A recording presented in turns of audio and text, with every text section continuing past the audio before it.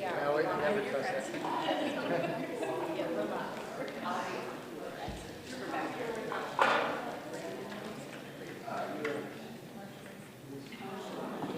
Good evening, everyone. I would like to call to order and welcome you to the Wilbraham Regional School District School Committee meeting. It is 6:30 p.m. I see that Wilbraham Public Access Channel is recording. Is there anyone else here recording this meeting? Okay, we will do roll call in alphabetical order. Cheryl Carolina. Here. Tim Collins. Present. Sean Kennedy. Here. Lisa Marie. Here. Rich Redeker. Here. Mike Tuivasi. Here. Michelle Boudreau. Here. Can you please stand and attend this in the pledge of allegiance?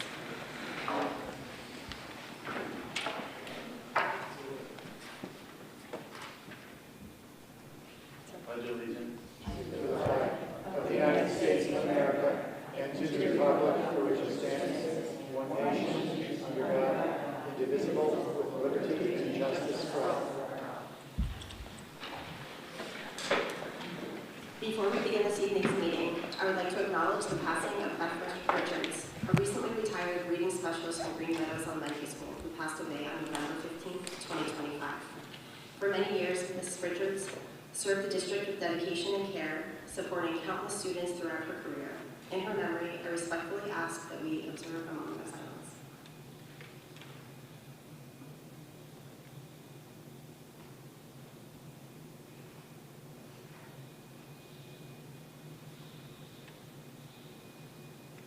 Thank you. So we are going to begin with public comment. So if you are interested in making public comment, we do ask that you come up to the table and just make sure that you speak into the microphone, make sure that you press the button and you see the green light. And if you could please state your name and your affiliation with the district, we would appreciate it. Thank you. Is there anyone that's interested in making public comment this evening?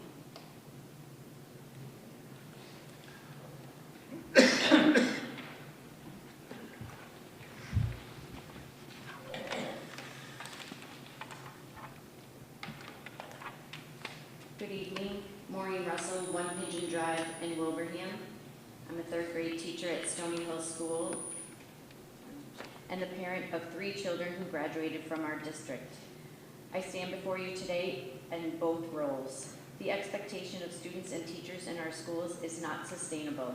Our new curricula are rigorous and engaging, but are also guides, meant for educated, experienced teachers to use in combination with how we know children learn best.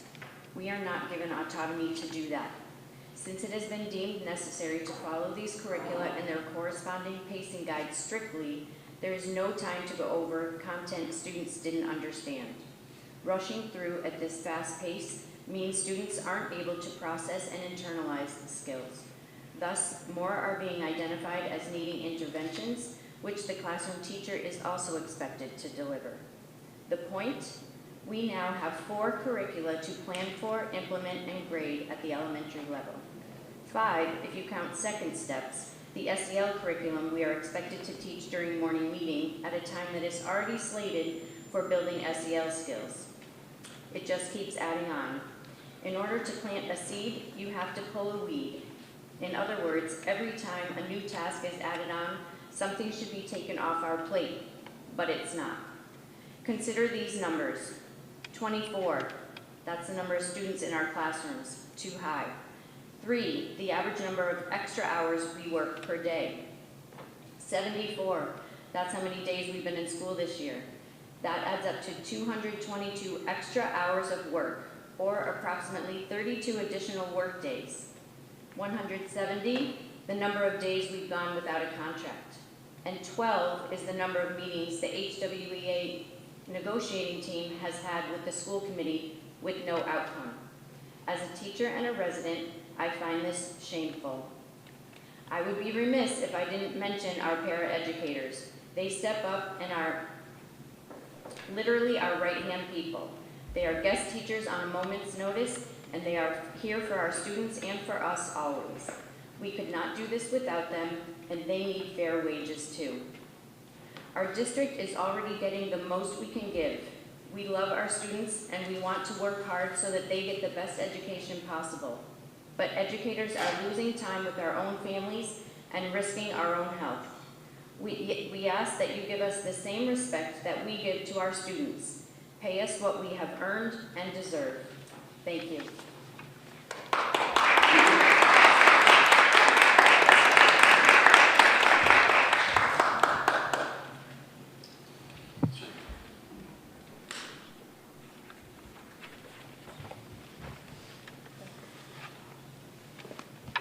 Jessica Paris, secondary teacher at Stony Hill. And if you know me, you know I'm not usually at a loss for words, but I figured what I wanted to say was important enough to write it down, so you'll have to excuse me for reading off my paper.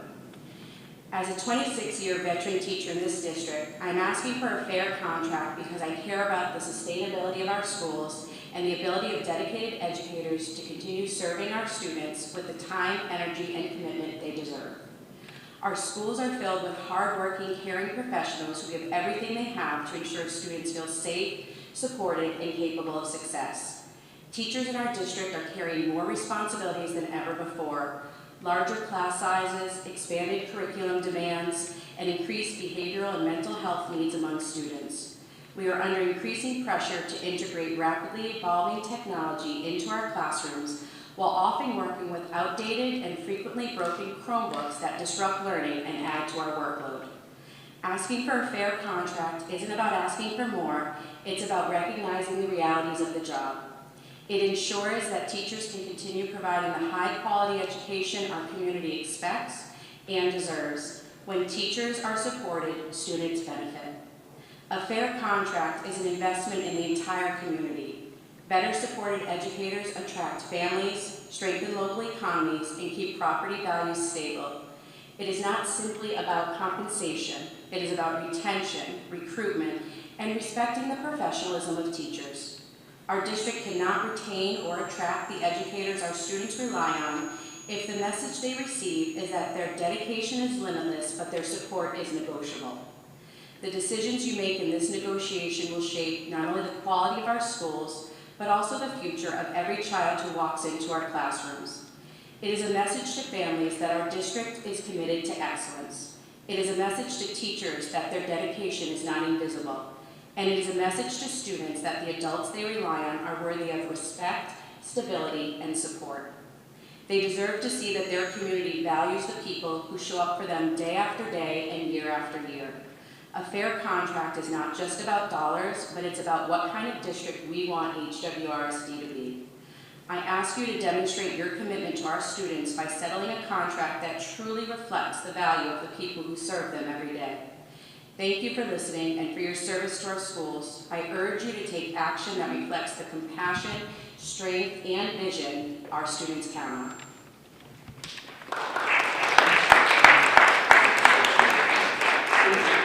Can you move the speaker, or can we move the microphone further away from that speaker? Because there's all kinds of feedback.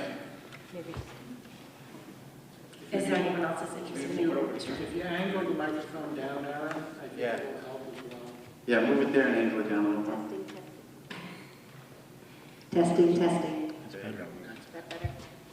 Thank you. Thank you.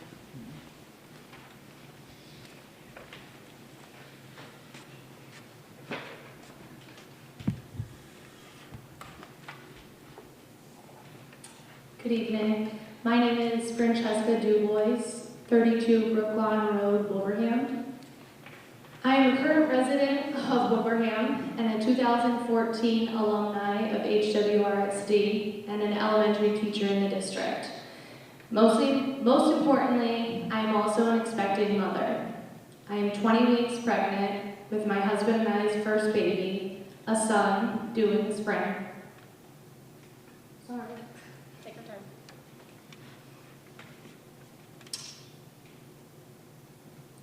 This is my 4th year teaching in the district.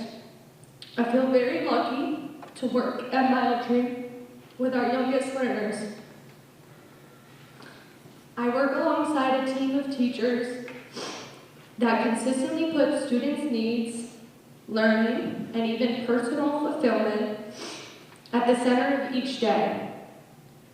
I spend early mornings and late evenings with colleagues working hard to make sure each student gets the best possible experience in first grade and beyond.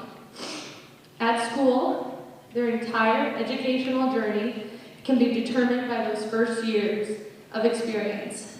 Each one of us knows the importance of the beginning years of childhood and the effect it has on a child's development.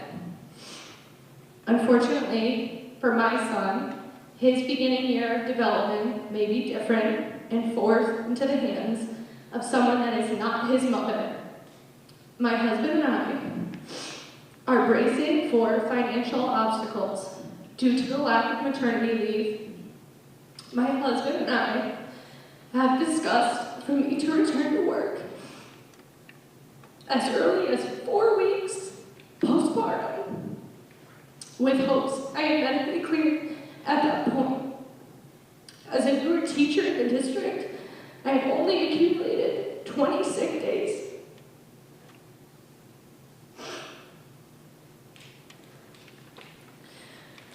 Throughout pregnancy, there are many appointments, monthly, bi-weekly, and eventually even more.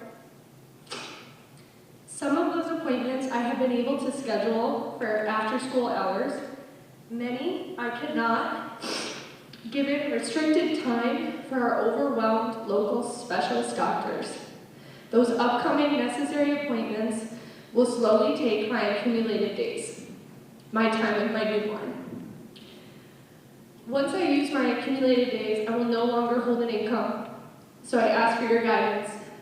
What are my options? A second job, leaving teaching entirely for a career that can provide basic support for my growing family. My husband will carry our young and growing family in a new world that so desperately requires 2 strong incomes. We already worry about paying our mortgage, insurance, medical bills, student loans, and high grocery bills with my first step salary that is under livable wage. Soon enough, diapers and formula will be added to a growing list and an income that will soon stop. To share my family's struggle has taken a lot of bravery, but I share because I am not the only young parent that this affects. Please look at the age graphics of our district. Many more may soon be in this position. Encourage you all to follow suit with other surrounding districts and careers to adapt paid family leave for my son and my family and the rest to come. Thank you.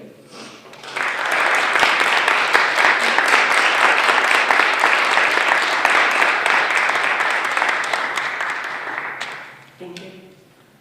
Is there anyone else interested in making public comment this evening?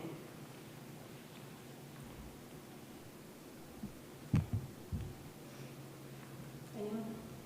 Okay, thank you very much. So we will continue with new business. School improvement plans. First we have Minnechaug Regional High School. We have a doctor here. Yeah, here.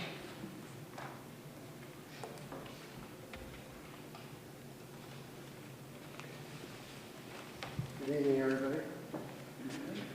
Good evening, Mr. Hill. Excuse me, Dr. Hill. Doctor. Sorry about that.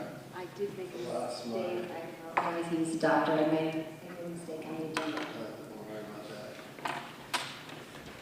My wife doesn't even tell me. So I think Erin is putting the presentation up for you to see, and you have our proposed school improvement plan in your packet as well for the 25-27 school year. We want to recognize and appreciate our instructional leadership team who helped design our school. Oh, you want me to do this? Well, is it, Sure. is it okay? I can do it. This is new. The doctor can't operate the stupid. Then I'll just You can go to a second. Our instructional leadership team that helped design the plan, our parent reps, our student reps, because we have four or five students on our council, and our teacher reps who are on our school improvement council. who helped design this plan. Thank you. Kind of highlighting some of the successes from our 2003 and 2005 school improvement plan. First, one of the things we want to recognize is that we were to collaborate with our district, with the Department of Education, and our community partnerships to design and implement our first pathway program, which is currently underway. We have 20 members in the class of 2030, 4 members in the class of 29, and 2 members in the class of 28 in our healthcare and social services pathway. Some of the activities that they've done this year, we've had 3 guest speakers come to present to the students. One was a physical therapist, one was a nurse from Mass General, and one was a corrections officer from Connecticut who brought their therapy dog with them. And the kids had a great time with that. They've also taken a field trip to the Bay State Education Center in Holyoke. And in February, they get their first skills training associated with the pathway, and they will be certified in Stop the Bleed training done by our Wilbraham Police Department and Wilbraham Fire Department. So that was one of the successes from our previous plan.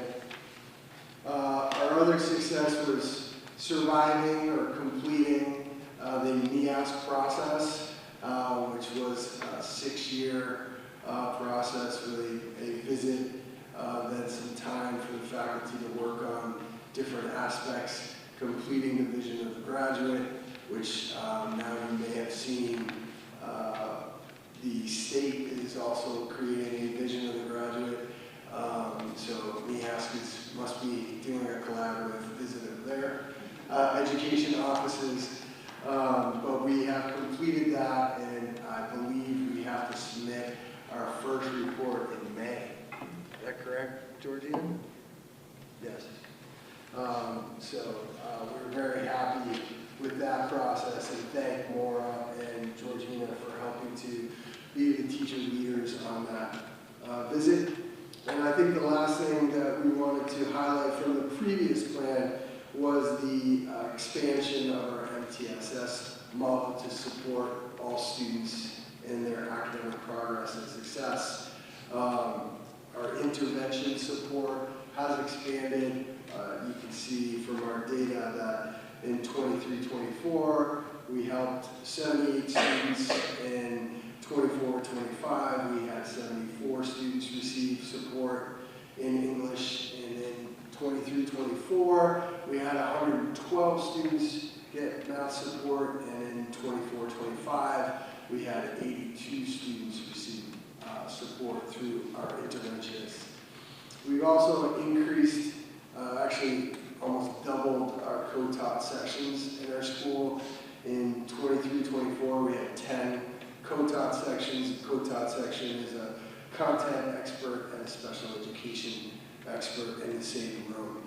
And now this year we have 19 sections of co-taught classes in science, English, math, and we also have one in social studies for the first time. So that has continued.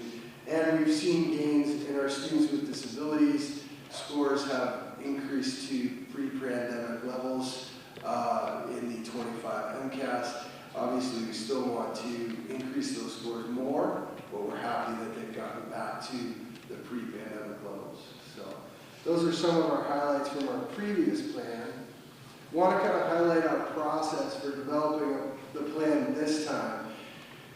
We looked at our SQM data, which is the school quality measures surveys that were given to families, students, and staff in January of 2025 last year. And we examined that data for 3 areas. One was our strengths, one was areas of growth, and the final one was leverage opportunities. So when you look at data and you're looking at leverage opportunities, you're looking at how can you use the strengths to address the areas of improvement. And so we identified 4 areas from that data that we wanted to work on with our educators in August during the professional development time. So those were family engagement, student engagement, the professional community, and the student connections in our school. I do want to explain professional community for a minute because I don't want to give the impression that our staff community is not professional. Our staff community is excellent. But when it comes to the School Quality Measures Survey, it asks questions about how much do I care about the success of my neighbor teacher, and how much do I think they care about my success. So sometimes education can be a very solitary business, right? You get your keys, you get your textbook, you show them where your room is, and then the door is shut. And kids come, and then we have to figure it out from there. So we wanted to highlight that professional community. We wanted to increase how staff knew that they were cared for and increase their ability to care about their peer educators. So those were the 4 areas. So when we came back in August, we divided the entire staff into 8 groups. Each of the 8 groups had one of those 4 areas. So 2 groups had the same area, but they were working independently. And they were charged with coming up with a SMARTY goal that addressed their assigned area. And these were cross-curricular, cross-positional groups. They each had an educator leader that was leading their group. And they independently came up with the SMARTY goal to address that. The next day, the 2 groups that had the same area that they were working on were forced to work together and share what each group had done independently and then combine that into a group. The third part of that process was then they presented it out to the entire faculty and staff. Then there was a period of where our instructional teams looked at those goals and action steps, kind of refined them to make sure they made sense, to make sure they were executable over the next 2 years. And then finally, the plan was aligned to the district strategic plan, the equity audit, and the educator evaluation rubric, so that when our educators put in their goals and action steps, if they're in year 1 of 2 or they were in the first 3 years of being an educator, their goals are now specifically aligned to this plan. And we gave them examples of how to do that. So the plan that we're presenting aligns to the strategic plan, aligns to the equity audit, aligns to the educator evaluation system, addresses the SQM areas of growth, and is designed by our educators, which I always think is most effective because I can't operate the remote. That was our process. So our first goal in terms of family engagement, some of the action steps that we're looking to do is increase the ease with which our communication is accessible in multiple languages. We're exploring different apps to do that with different Google tools that we already have accessible. But if families are receiving communication that they cannot easily understand, that's one of the first hurdles for them to get engaged. The second step that we're looking at is to increase texting over email. We've officially reached a point in communication where email is no longer a acceptable form of communication. We're doing so much on our cell phones. I refuse to get Snapchat, but maybe once I retire, the next principal will be snapping all the communication. We want to increase teacher outreach. You know, one of the challenges to teacher outreach is making sure that they're supported with enough time to do that. It's a very, post-pandemic, very challenging job to work in education in all aspects. From every person that walks in this much more challenging in these last 4 or 5 years. So we want to raise that expectation of teacher outreach, but we also want to raise the support to allow that to happen. And then we also want to create mobile events in neighborhoods. So much of what schools do these days, especially suburban schools, is host events at their school and expect people to come. We want to organize a couple of events where we go into people's neighborhoods and run a Minnechaug event to try and increase family engagement. So those are some of our action steps for Goal 1. For Goal 2, developing our staff professional community, how I care about my peer educator and how my peer educator cares about me.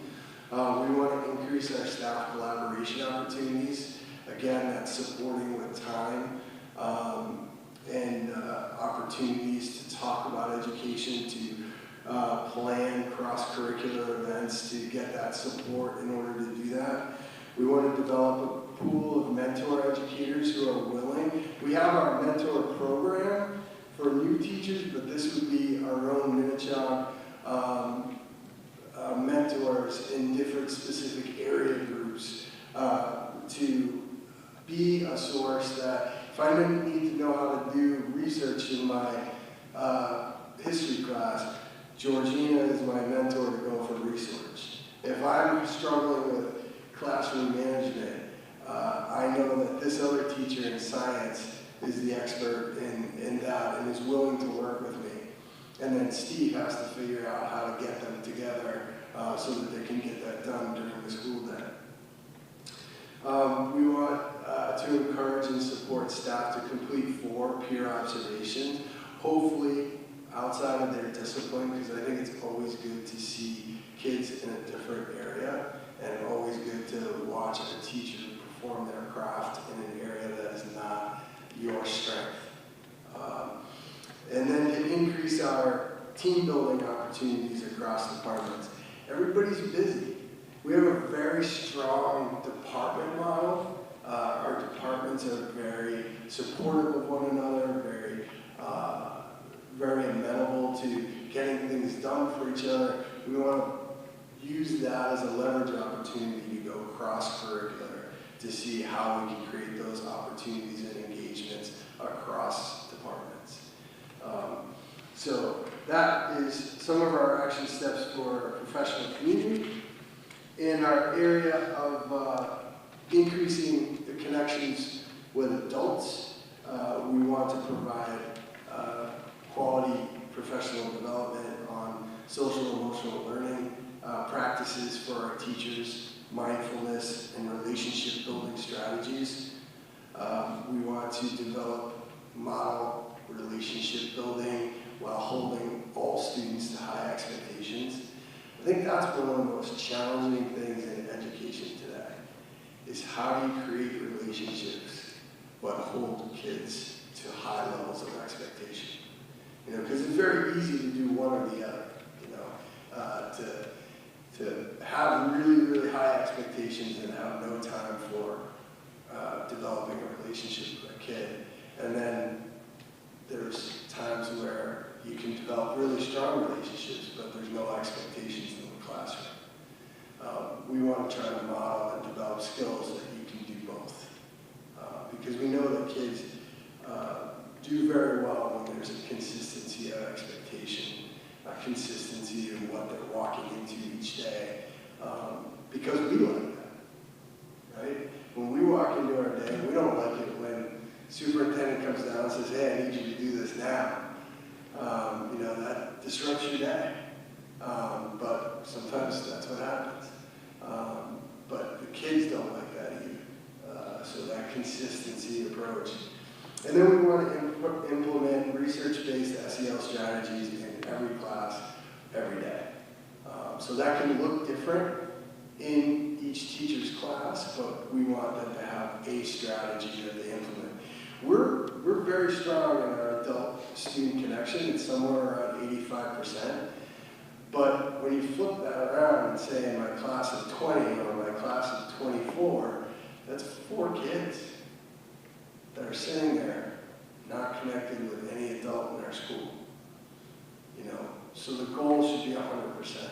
And maybe I can't get to that kid, but maybe through that collaboration that we're creating with those professional communities, I can talk to another teacher and say, I can't get to Josh. Lisa, can you try to get to him? I know you have. So that's what we're trying to do in our increasing adult connection with the kids. And then finally, our fourth goal is student engagement. Cell phones and Chromebooks, everybody's on their cell phone, and the teachers have done a really good job in minimizing that. Then they moved on to their smart watches, and now there's the Google eyeglasses, and it's keeping up with all this. But then, in order to survive the pandemic, we gave them all Chromebooks, and so. There's some research out there now that says, hey, 2025, Chromebook's just as bad as the cell phone. It just creates what we've been calling a consumer curriculum rather than an instructional engagement curriculum. Consumer curriculum is where the kid sits and absorbs, or is on the screen and absorbs, rather than them getting involved and engaged in their learning. We're going to increase relevance in instruction.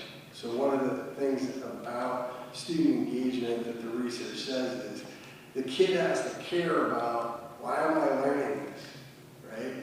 When I'm in Algebra 2 class, I remember asking my teacher, when am I ever going to learn this? And so we have to build those relevancy problems in, and the work that Lisa's been doing with Building Thinking's classrooms with our math department has really been a very strong way to build in those relevance skills into math. And we want to leverage that as another thing across our departments, using some of the skills, the instructional skills, the pedagogy skills that the teachers in the math department are learning into our other content areas. So that's one of our goals. And then to increase student collaboration in all of our instruction. Students need to be doing. In highly effective classrooms, today, for example, the English department had their Poetry Out Loud competition. Students were doing the poetry. Students were feeling the poetry. Students were interpreting the poetry. The teachers were judging. So that's a prime example of that kind of opportunity. It takes a lot of time. I mean, it's not like the teachers pass out poems and say, hey, memorize this next week, you're going to read it without the paper. It's teaching them how to interpret the poem. What is the author's intent when they're saying this? What do these stanza breaks mean? Is this where I breathe, or do I breathe later? What does the comma here mean? What's the semicolon mean? So teaching the kids those skills, and then they perform it themselves. So it was awesome to see. So those are our 4 goals that align with the SQM data that we analyzed this summer, and kind of our visions of what that will look like if we're successful in 2027. Number one that's important to me is that the professional community will care about one another just as much as they care about their own success.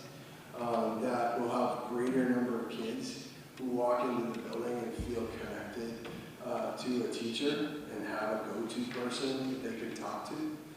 That instruction will be specifically designed to engage all learners, and that families will feel welcome to participate and eager to participate. Because very often at the high school level, right, the kid wants you to drop them off around the corner or at Rice's and they'll get to school because they don't want their parent anywhere near the school.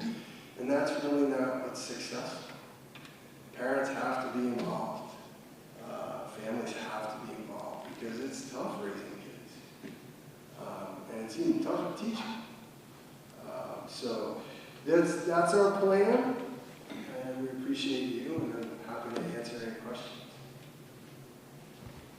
If I can jump in, could you go a little bit more into the consumer curriculum, excuse me, and how, like, rather than absorbing, because I was talking with some teachers and they're saying that you have to be very careful of how much Chromebook versus how much, you need to balance them out or else it just doesn't work. Sure, it's, balance is the key of life, right?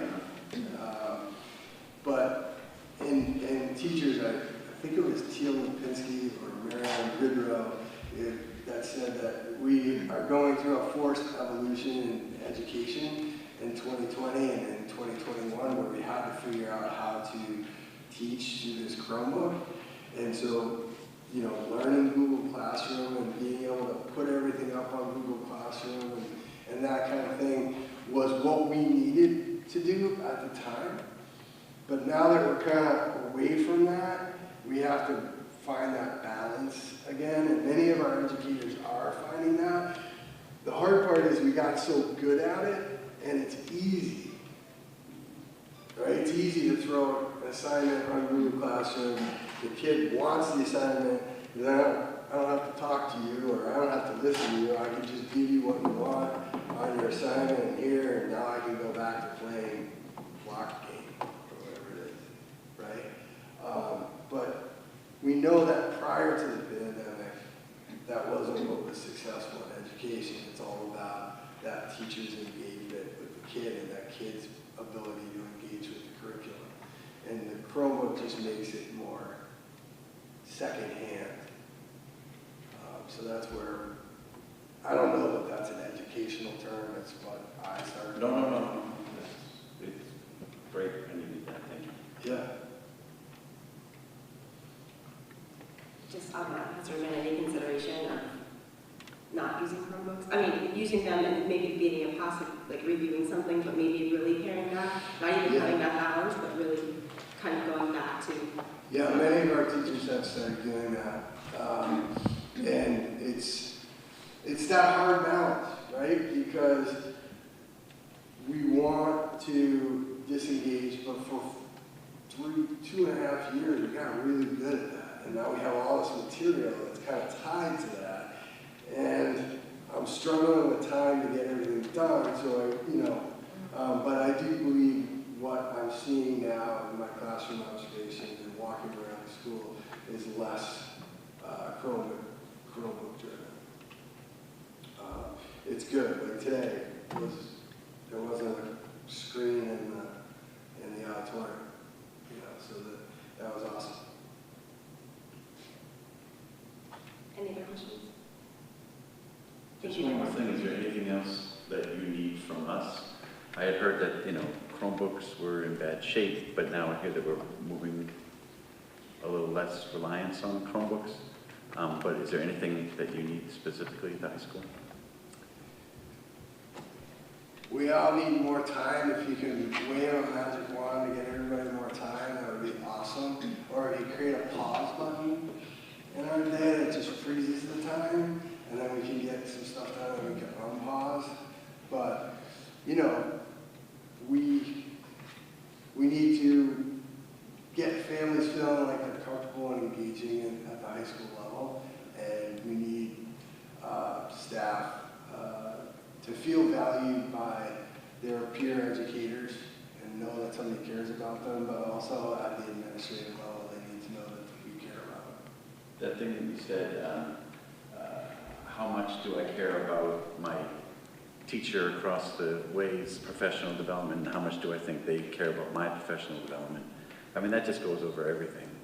That goes over everything that I deal with at my work and with my friends and whatever. It's such a great question the way you put it, but yeah, that's so important. And that comes from the SQM survey. That's certainly not a judgment on some teacher that walks into a room here and just, it's perception, It's perception.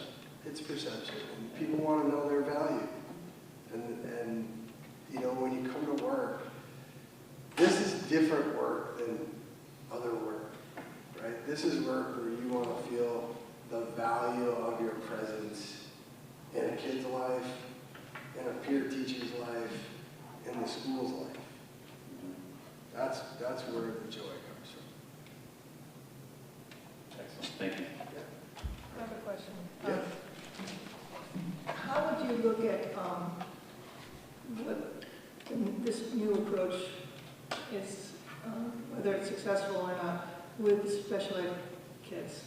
How is it molded to what their needs are? Sure. So that they can go back into the regular classroom and still be tied to their the kind of lessons you're teaching, which are very interactive and Absolutely. So most, I would say 90% of our students are fully included. They might go out for support, but not from the content classrooms. So they're already part of it, and that's why we increased the co-taught classes and doubled them over the last 2 years. So that's been really important. And I think the other area that your question speaks to, Cheryl, is how are our kids connected? And what if we disaggregate that data of who doesn't feel connected? Are there any groups that we can focus on that are not feeling connected? have you done that? We have done that, yeah. And there are some specific ethnic groups that we're working with, and also some students with disabilities. Thank you. Of course.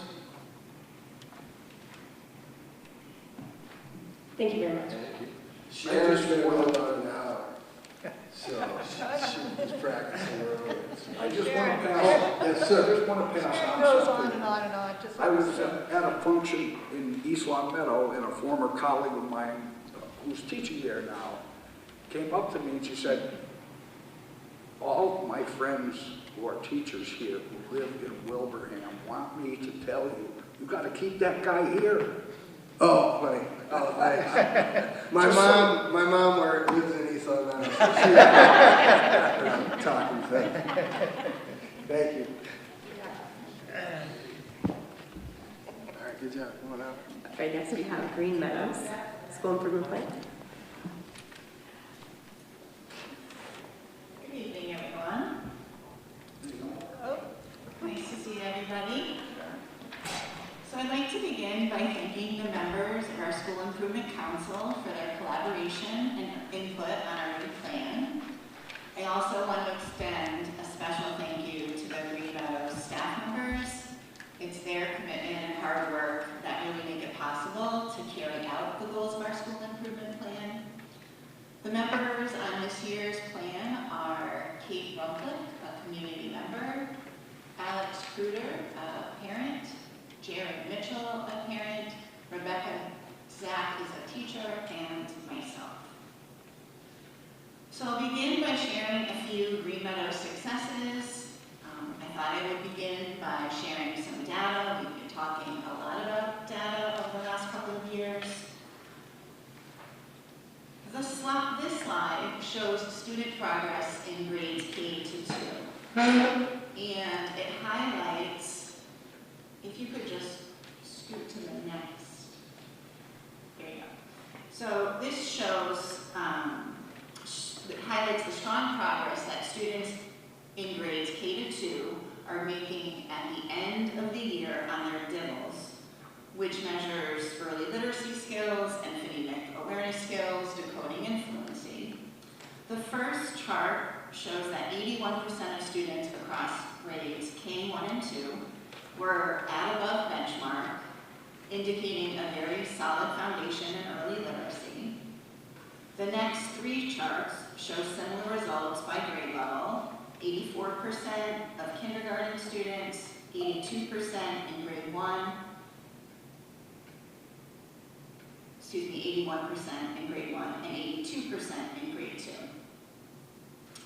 The next slide shows the results from the Universal Screener for Number Sense, which measures early math skills, such as recognizing numbers, comparing quantities, and understanding numerical relationships. And these results were even stronger. 96% of kindergarten students, 100% of grade 1 students, and 94% of grade 2 students performed at levels showing mastery or progressing toward mastery. Together, these K2 literacy and math results show that our MTSS framework is functioning as intended. The data reflects the MTSS triangle, with the vast majority of students succeeding within Tier 1 instruction and a smaller portion requiring targeted or intensive supports.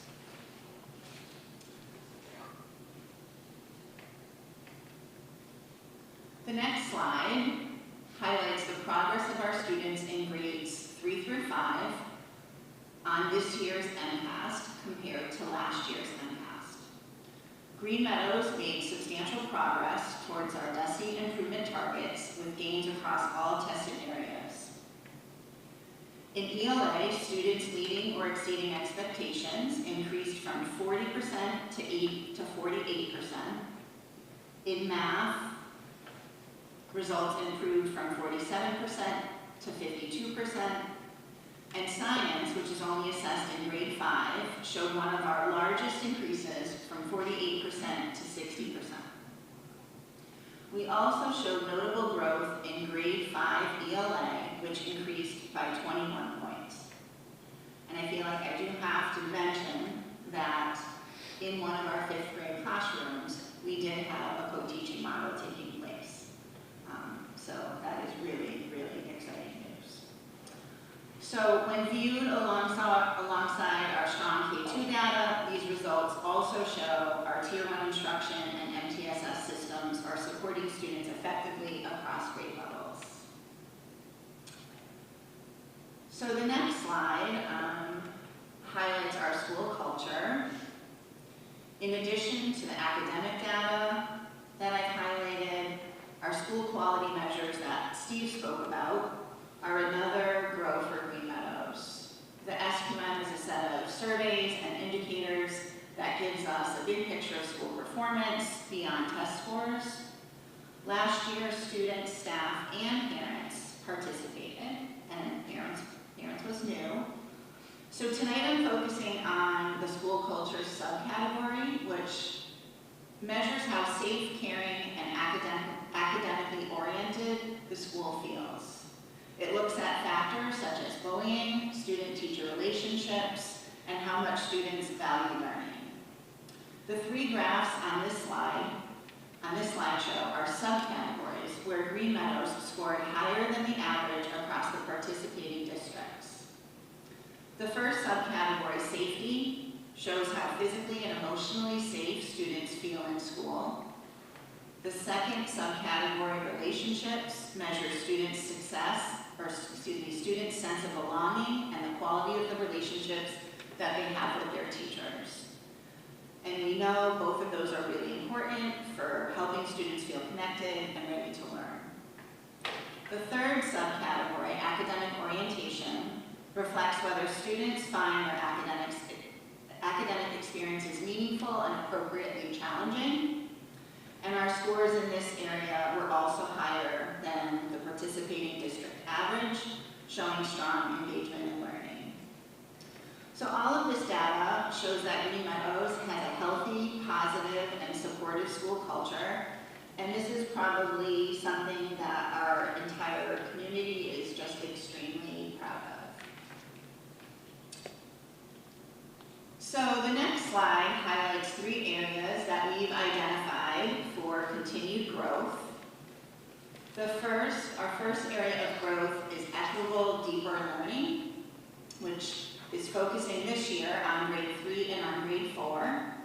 Teachers are using the CKLA units, our knowledge units, to plan lessons that help all students understand ideas more deeply and communicate their thinking in writing. Instruction includes supports like sentence frames, mentor texts, and structured opportunities for students to talk about their ideas out loud before writing, and helping them organizing their thinking and gaining confidence in expressing themselves. These strategies ensure that every student, including those who need extra help, can fully participate. By adding challenge, creativity, and student voice for all students. Our literacy coach, Mrs. Morin, is doing a principal internship with me this year and is leading this important work with our staff as part of her fellowship change initiative. So we've done a lot of great work on that. So our second area of growth is our focus on examining student work in both math and literacy. Teachers are using a DESI protocol to look closely at student work, to understand student thinking, and to determine the supports that each student needs. This process helps teachers adjust instruction quickly and plan for next steps because they're using real evidence of learning. And then basing decisions on what students actually demonstrate in their work rather than making assumptions about what they think they know. This work also promotes equity, ensures that every student receives the support that they need to make meaningful progress. A third area of growth is providing more explicit writing instruction. As we continue implementing the CKLA curriculum, we see opportunities to strengthen writing by building in more frequent and intentional practice, both within CKLA and across content areas. We want to make sure that students have many opportunities to develop the foundational skills of writing.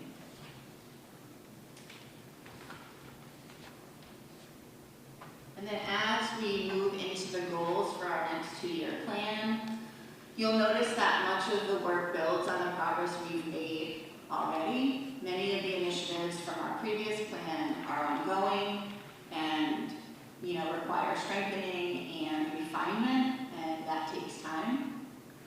So our curriculum work continues with Tier 1 curriculum implemented with fidelity. The master schedule ensures required instructional minutes are met, and each grade has a daily 30-minute intervention block for both reading and for math. The school-wide assessment team continues to administer the universal screeners 3 times a year to help guide instruction and intervention.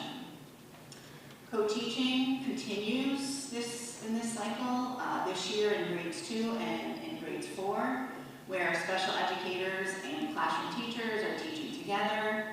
And this inclusive approach strengthens Tier 1 instruction, and it really does provide valuable professional learning opportunities for teachers. Teachers are also engaging in a protocol looking at student work to better understand student thinking and plan next step.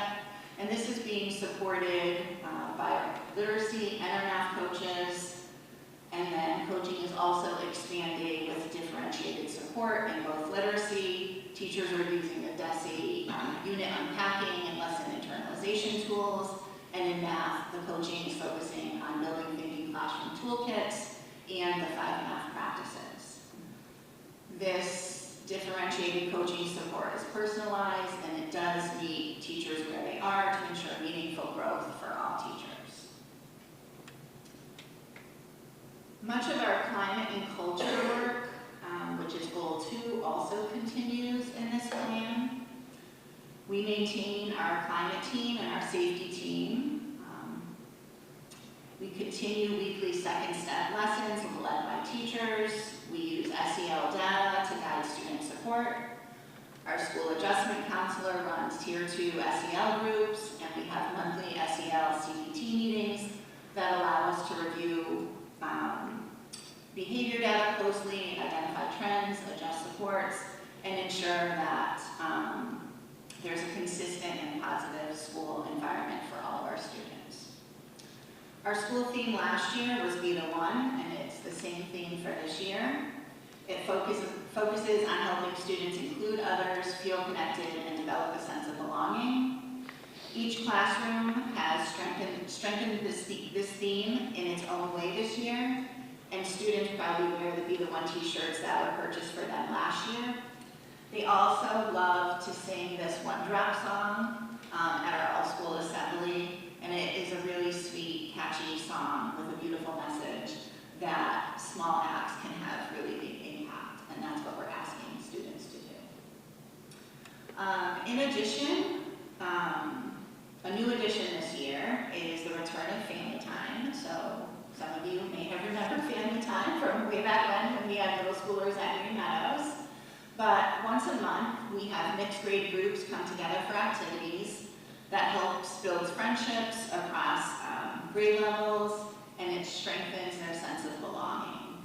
Our 5th grade student council is actually helping to lead this work, We have a member of our school council who reflected on the experience his daughter had participating in family time years ago, and he was very excited to know that we were bringing family time back.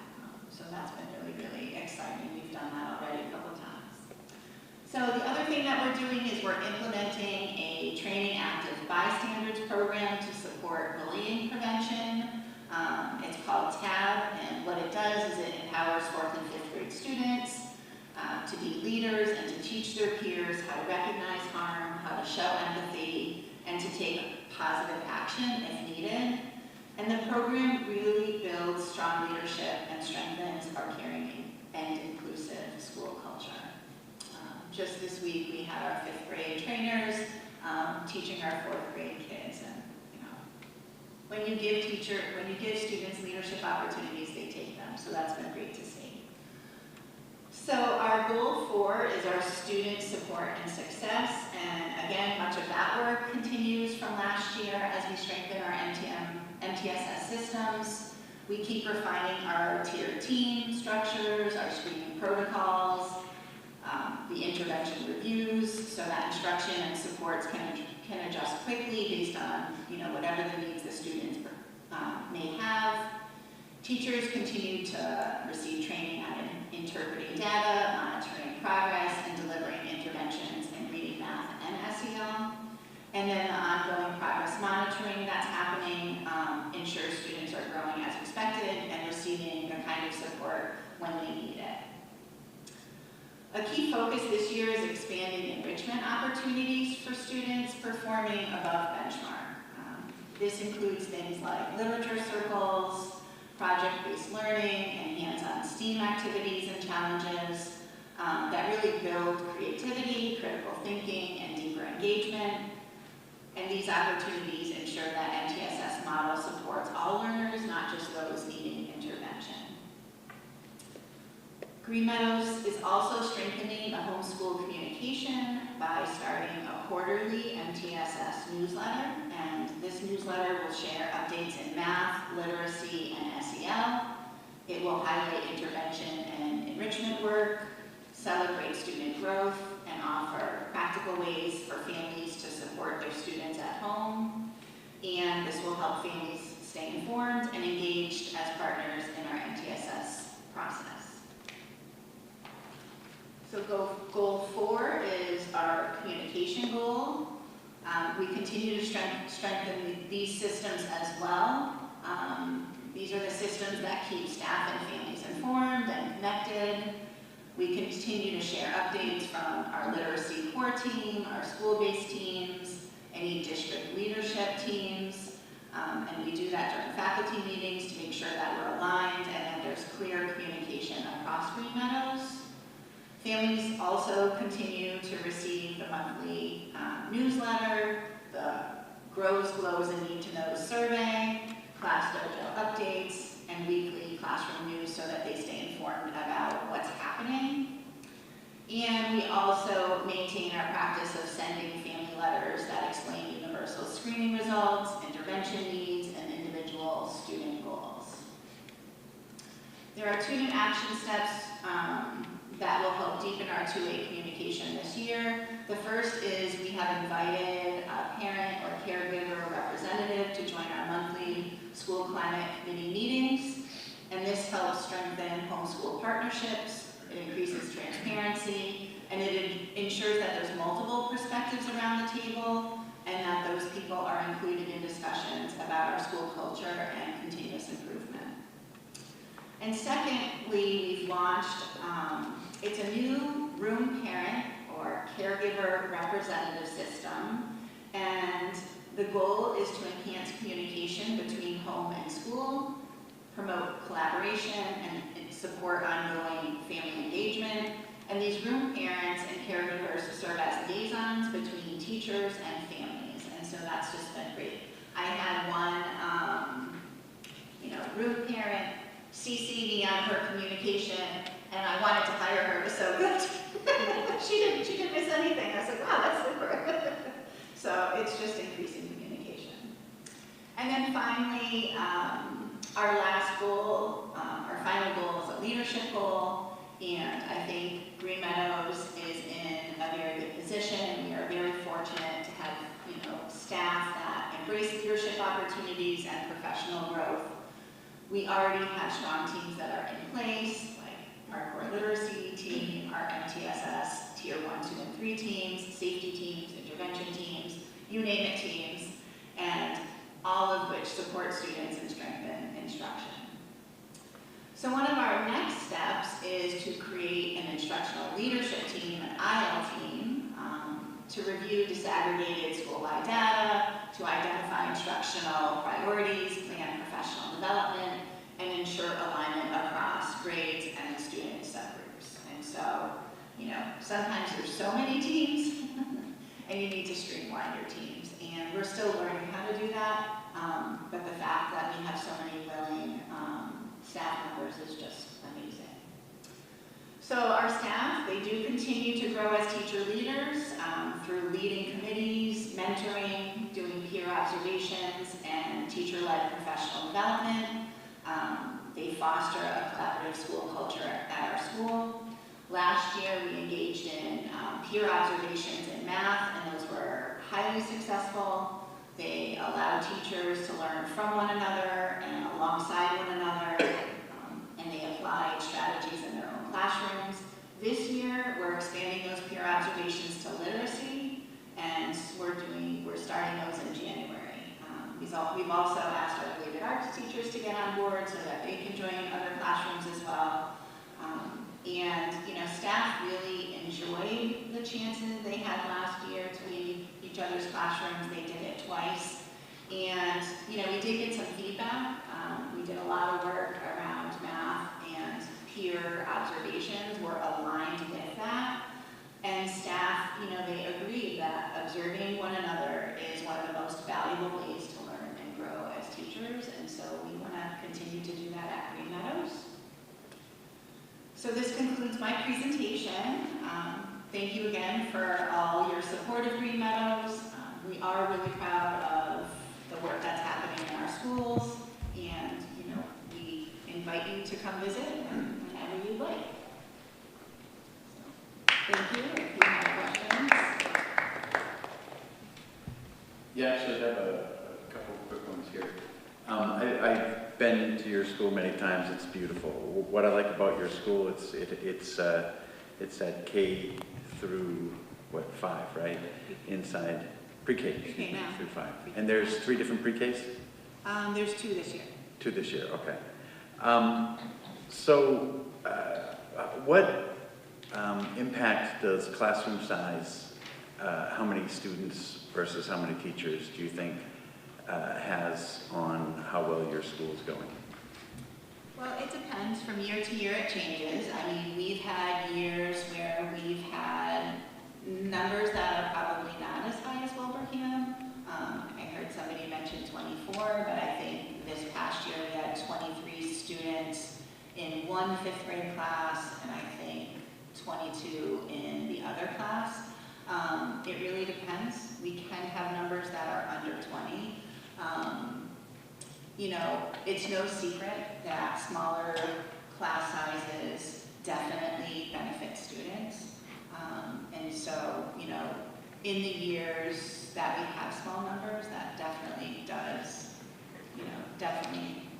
improve, student outcomes. And does the co-teaching that you're doing in 4th and 5th grade, is that, you're doing it in second and 4th, yeah. How is that helping with class sizes and stuff like that? What advantages are you seeing? Well, we're seeing special educators that are coming with a really strong skill set about how to meet the needs of all learners. And we have classroom teachers that may have a broader understanding of Tier 1 curriculum. So you put those 2 people in the room together and they're getting it done. And if they really get along well and they find their groove, they teach off of one another, and you can step into the classroom and you wouldn't be able to identify a student with or without disability. I shared, Sean, the positive outcome that I feel we saw in grade 5, where we had a special ed teacher and a general ed teacher, and those students made 21% growth in ELA, and every single student with a disability increased 1 proficiency level on their MCAS. So that was great. One more here. Steve talked about the consumer curriculum, the Chromebooks, iPads, and stuff like that. How is that affecting you, again, pre-K through 5? I think we are probably better able to manage it, meaning kids are probably not on their Chromebooks as often as they maybe are in the high school. They are on Chromebooks for some of our, digital programs like Boost Reading and Imagine Math, but they're not on it to the same extent that, the high school students and middle school students are on it. And just to wrap it up, is there anything that you need from us? Nothing that I can think of, but thank you for the offer, and I do appreciate it, and it's great to see all of you. Thank you. Thank you, Ray. Thank you.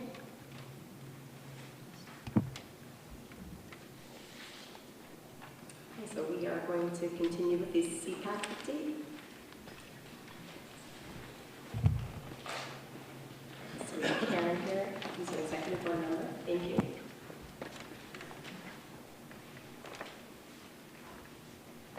Good evening. So I think as most of you know, I'm Karen Romano. I've got students in the district, and I am a board member for CPAC.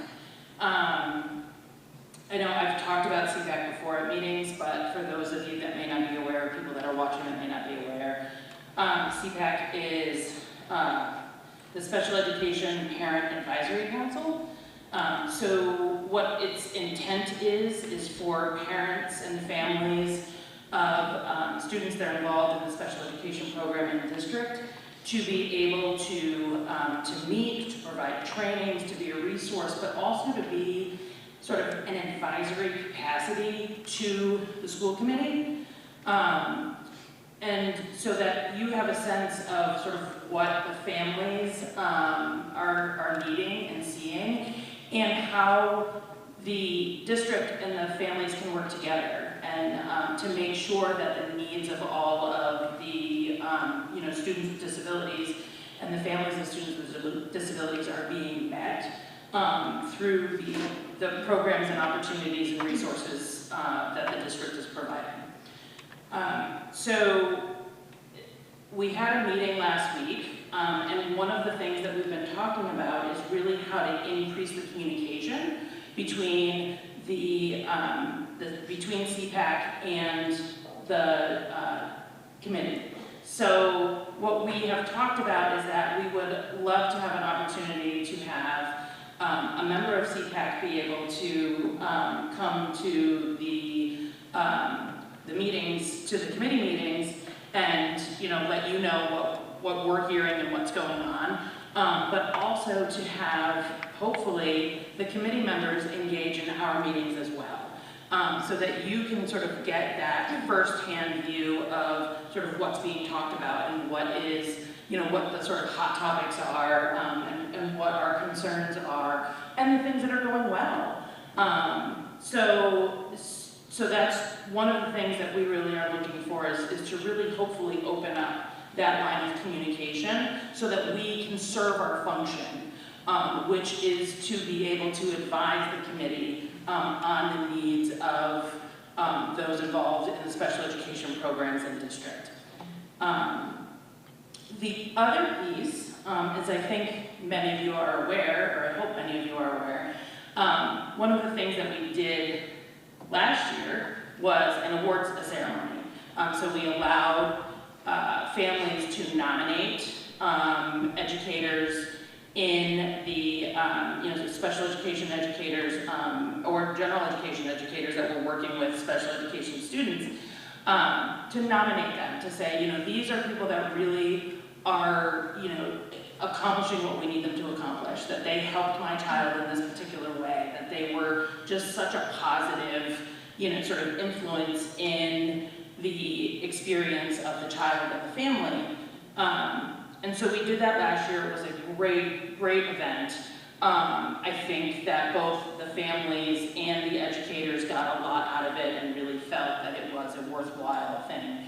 We are hoping to do it again this year, tweaking it a little bit, I think, and trying to make, make it work as efficiently and effectively as we can. But in addition to that, what we were also thinking is, we want to also highlight the great things that are happening in special education in the district. And so so we want not just to, sort of recognize the individual accomplishments, but the overall accomplishments of the special education programs in district. So we really are looking this year to try to ask the schools to highlight what they feel have been successes. And so for us to look at that, sort of at that awards ceremony as well, to be able to show, like, look, these are some really great things that we've been able to accomplish. These are, we tried this program and it really, was super successful, or this is, a project that a particular student worked really hard on, and we were so excited by the results, and we want to share that, with the school community, but also with the greater community. Because the other piece that we were really looking at is, how do we go beyond school? How do we get outside of the buildings and really find ways to take the concept of inclusion to the community as a whole? Because we can work so hard in the schools to make sure that all students feel included and feel a part of things, but does that carry over to our community as a whole? And so it was interesting when Dr. Hale was speaking and he mentioned the mobile events that the high school is looking at having. And that immediately came to mind as I was thinking about it. I'm like, yeah, that's part of the conversation we were having at CPAC is, how do we take what we're doing in the schools and bring it to the community and have events in the community where all of our students can take part and all of their families can take part. And then, because at some point in time, all of these students are going to transition into not just being student members of the community, but being full members of the community. And so how do we ensure that the experience that they're going to have then is going to sort of match the experience that we're giving them in the schools, and it's going to allow them to be successful as a member of the community. And so that's what we talked about at a very long meeting last week, but it was a successful one. And so our hope right now is that I hope that when we have our awards ceremony, which I believe is going to be in March. So when we have our awards ceremony, I hope you all can come. I hope that you all take part in that and can have that experience of being able to see the recognition and the relationships between the families and the students and the educators. And also, I hope that you are all open to the idea of really increasing the communication between CPAC and the committee in hopes that we really can start to build what I hope will be some great opportunities for just exciting, inclusive events, both in the district buildings, but also outside in the community as a whole.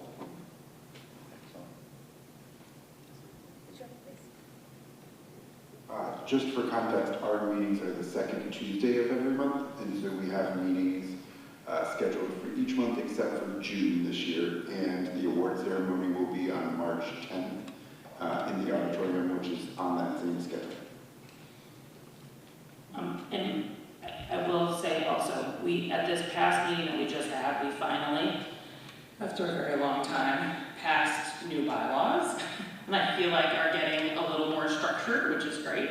But But part of that is that I think that we're going to shift, and it may not be until next year, but I think we're going to try and shift to a sort of bifurcated meeting model where we will have trainings for educators and families, and then we will also have business meetings. Right now they're sort of all jumbled together.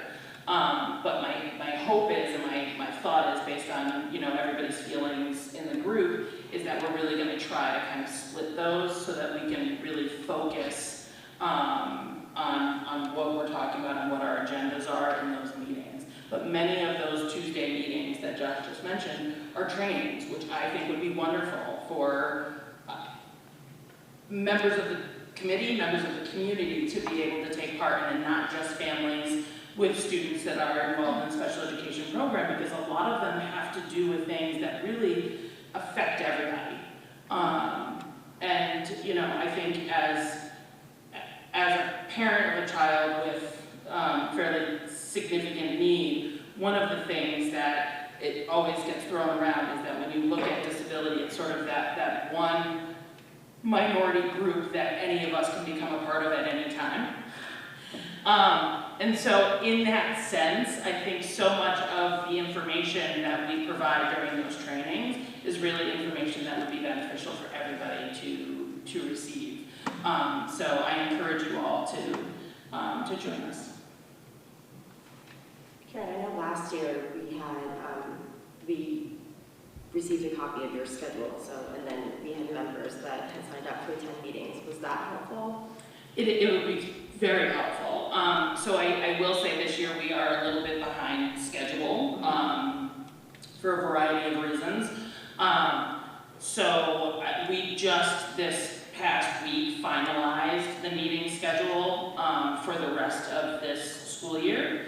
So I know Josh has it, so I think that, you know, we can share that at this point, and I think it would, you know, whether it's a member of the committee that, you know, sort of says, yep, I'm going to be that person that represents the committee at these meetings, or if you know, you sort of look at it and go, yep, I can do that meeting, and, you know, Sean can do that meeting, and, you know, whatever it might be. I think, you know, like I said, you're all welcome at any meeting, but whatever works, you know, obviously you all have a lot going on, just like we all do, so whatever works best.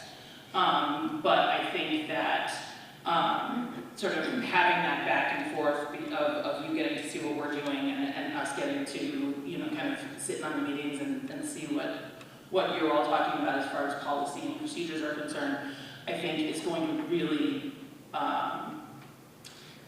make that advisory model so much more effective than we're currently using it. Okay. So we can discuss how we want to handle that. Everyone remembers last year there was a Google Doc. Everybody picked a meeting, attended, or not. So we can continue with that if that works, and that way everyone can, you know, choose a meeting that works according to their schedule, rather than having a designated person that's solely responsible for attending all the meetings. That sounds like a good plan. Is there anything else that you need from us? There's no specific ask right now, other than just really working on trying to make sure that we have that open line of communication. Because then I think that your needs and our needs are going to become obvious as those interactions happen. Thank you. Thank you. Thank you, Karen. Okay, we will continue. So refer the MOU regarding access to security cameras to the policy subcommittee. I think I'll return to the theme of balance, which has come up already tonight, because I think it's a very important topic in schools, because what we're faced with as a school committee, as administrators, are conflicting interests. And the area of security cameras is one place where that comes up. The community wants most of all for us to keep students and staff and everyone in schools safe. The community also places an extremely high value on keeping the privacy of what happens with their children private. And so these two issues kind of come together with all the issues that have to do with security cameras. As you know, last year the capital plan for the high school included a new security camera system upgrades. We're upgrading to a Vigilon, which is the standard that the Wilbraham Police Department has implemented in all of the public places throughout the community that are monitored by cameras. And the fiber optic for the district and the fiber optic for the town come very close at one point. So it's at least conceivable that we could provide first responders the opportunity to have access for remote viewing of the cameras, which is something that would have a safety benefit in certain circumstances. If you have an active shooter in the building, it would be helpful for police to see what's going on before they breach the building. If you have a fire in the building, it might be helpful for fire department to see what areas are affected, what types of chemicals are in the area, etc. So we're not talking about unfettered access. There are a great number of safeguards and restrictions that would need to be placed on, in my opinion, for us to meet our obligations in order to keep student information safe and secure.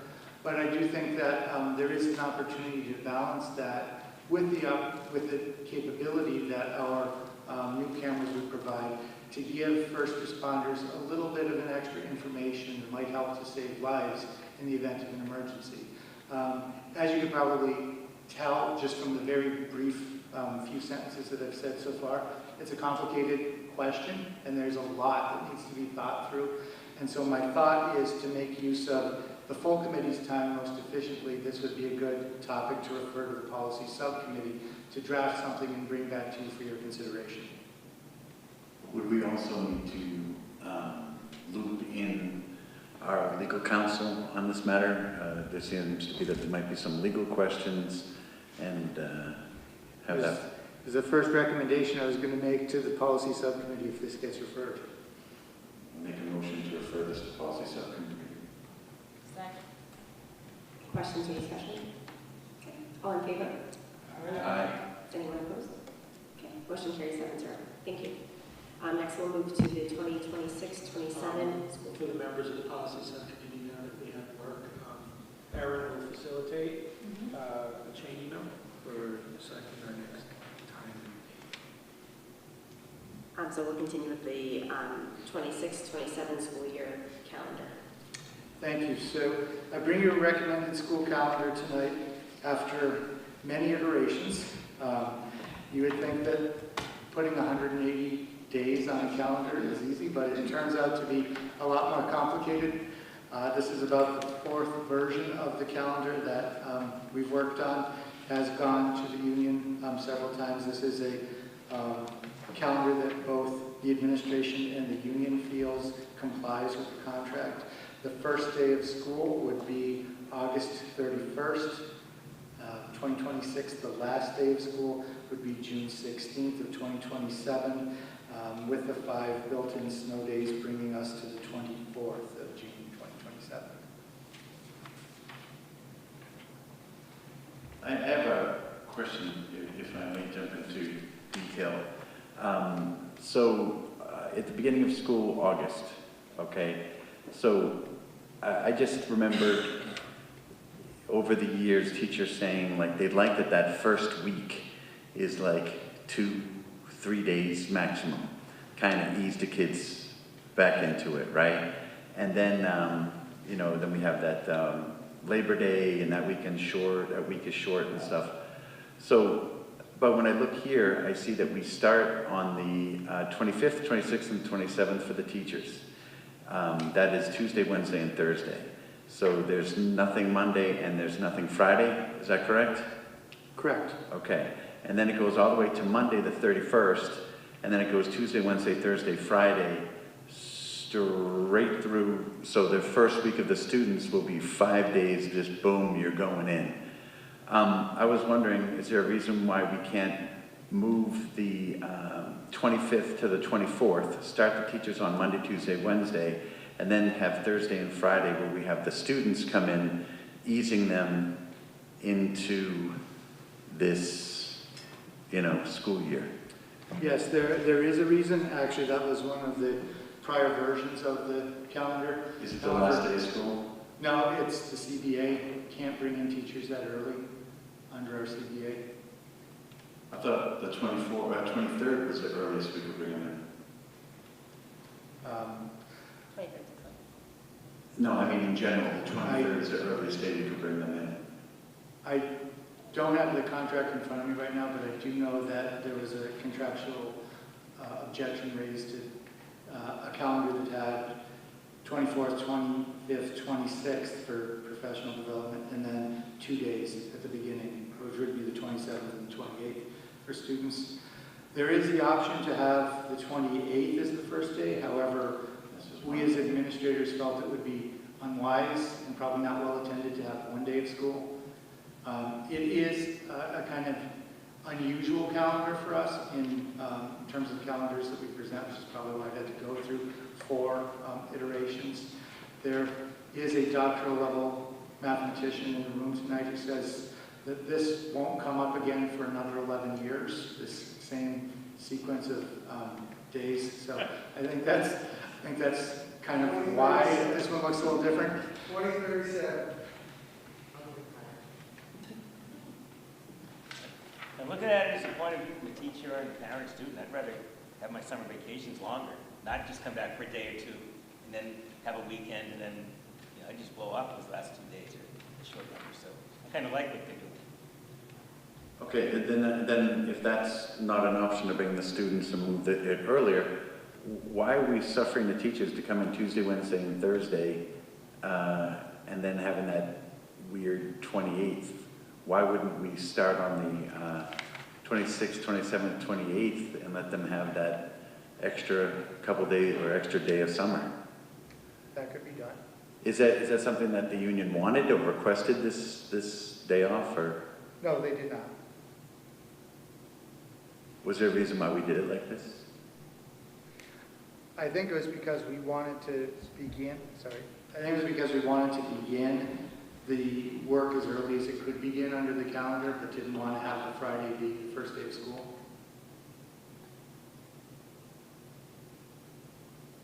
But I do believe under the contract it would be okay to change the date to the 26th, 27th, 28th. I'm just saying that they poll the teachers, see what they want. I mean, at this point. But they already looked at it, though. A couple of times, the union already looked at it. I said poll the teachers, I didn't say about the union. Just What they are. Teachers are part of the union. So have all the teachers seen this? I don't know the answer to that question. Yeah, I mean, the union's. We have a teacher, yes, okay. So all the teachers already have a copy of this? Yeah, okay. And that's cool, that 28th? Well, you get a long weekend, it just depends. So either way, we started the 25th, contractually we started the 25th,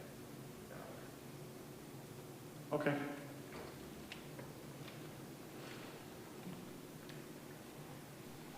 Is there anything else you wanted to highlight on the calendar? There is not. I'd like to make a motion to accept this calendar. Second. Any questions or discussion? How many snow days do you have built into this calendar? There are 5 days built in by regulation, you need to do that. It's the same every year? Okay. Yes, you have to have 5 additional days before June 30th.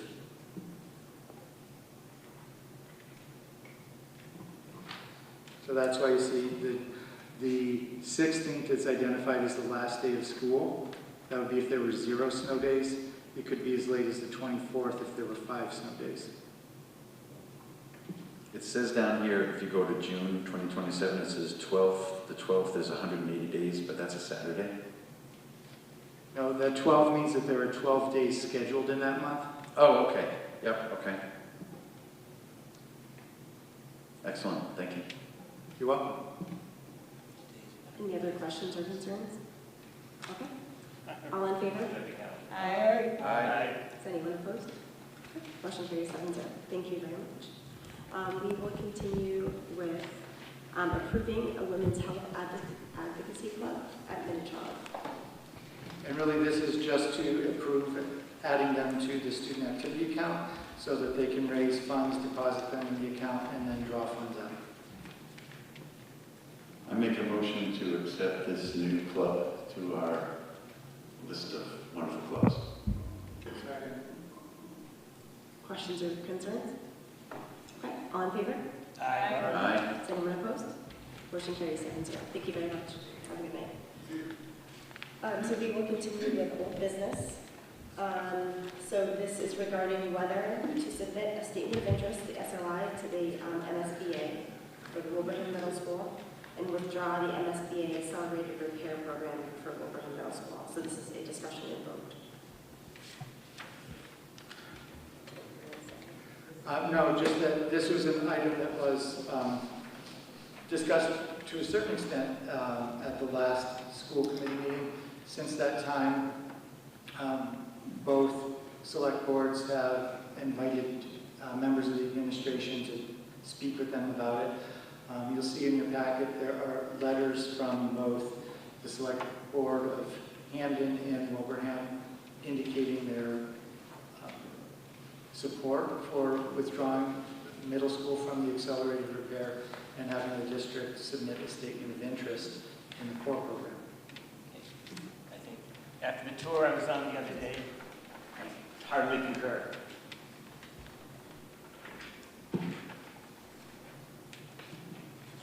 I'd like to make a motion that we direct the superintendent to withdraw our application to the Accelerated Repair Program for the Wilbraham Middle School building, and at the same time direct him to file an application to the MSBA core building program for our regional middle school.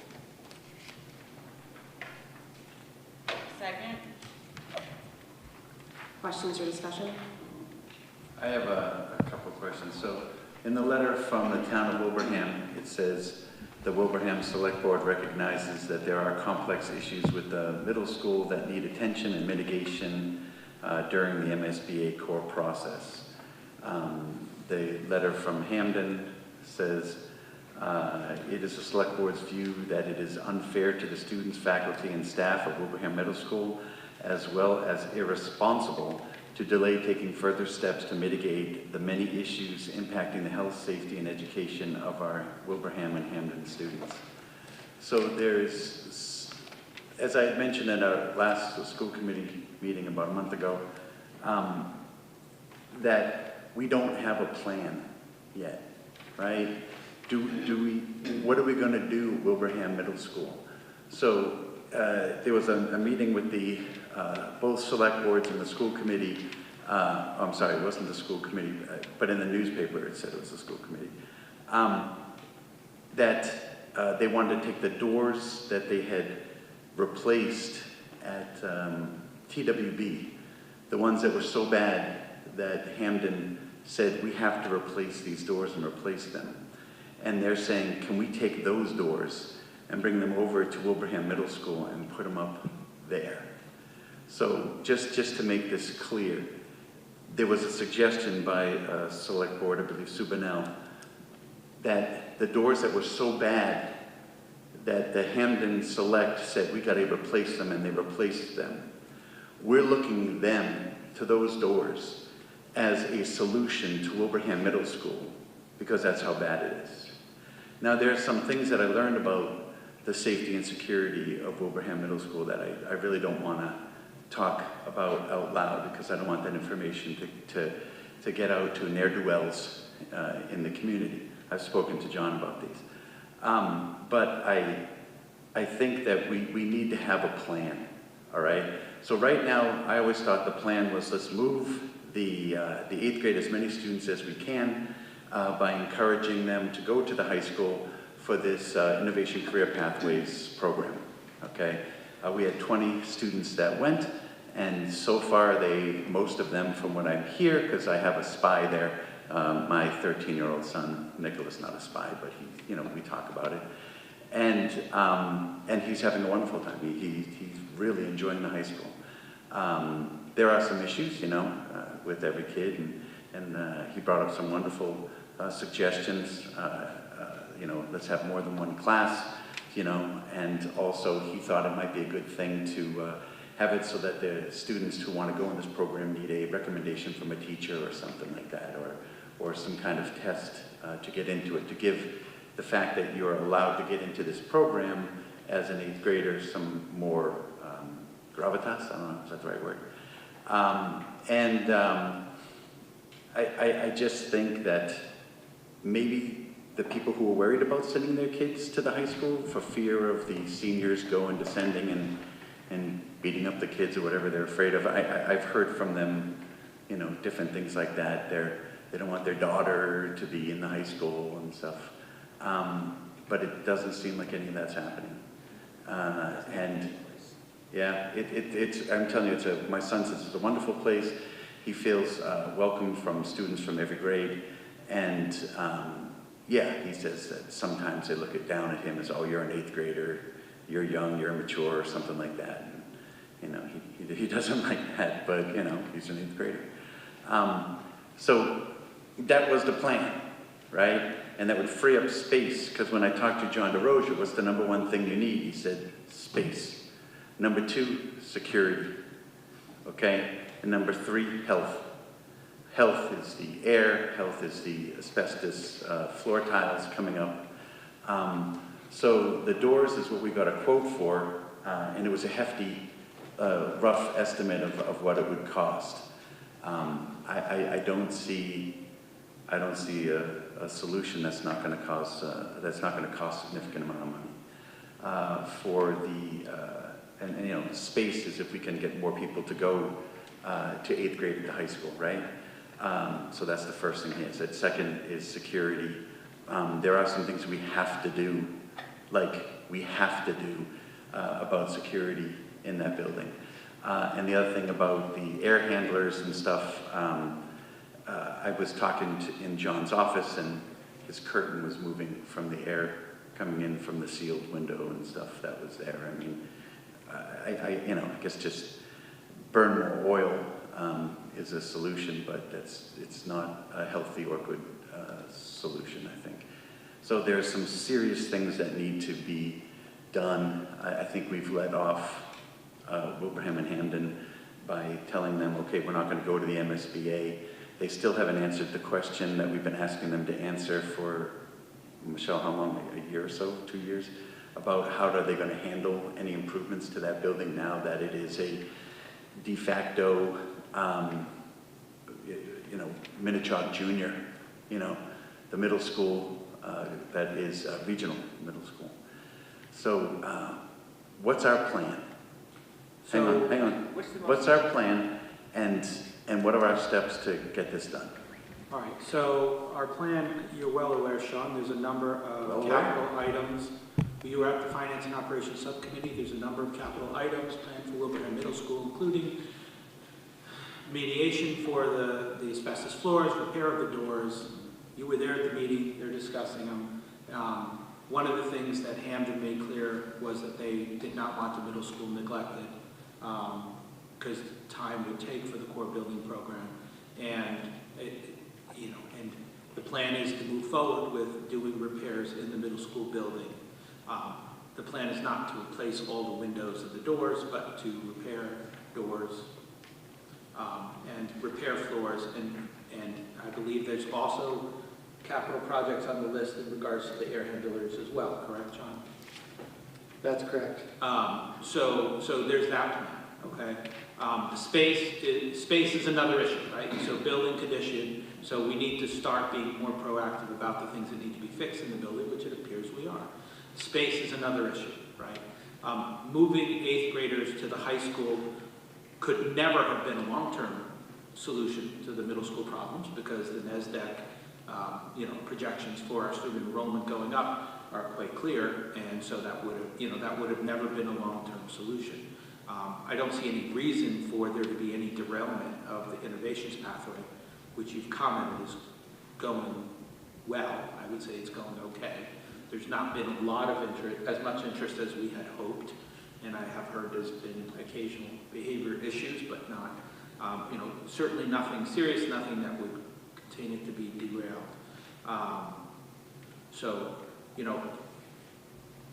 The problems in the school are serious. I would love to go back 10 years in time. I think we're behind the 8 ball. I think this should have been done a long time ago. I don't think that the fact that it wasn't done 10 years ago is a reason to not do it now, right? I mean, we can only look at where we are now and come up with our best plan going forward. Right. What's the best? But the doors and windows and the air handlers, how many years have they been on? The doors have been on, I think, every single year. None of us have the kicked down the information line. right now, Sean, to know if that building is salvageable, to know if that building is going to be usable for 30 years. So to ask Wilbraham to go in on the accelerated repair program, if we do the windows and doors, we are making a commitment to using that building for 30 years, which right now, I don't have the information, and if anybody else has the information, please share it with us, as to if that's a good decision or not. Okay, all we have is a 2015 feasibility study that was done that basically said at that point, every system in the building was beyond its lifespan, needed replacement, major overhauling, and basically nothing was done except the roof was replaced, right?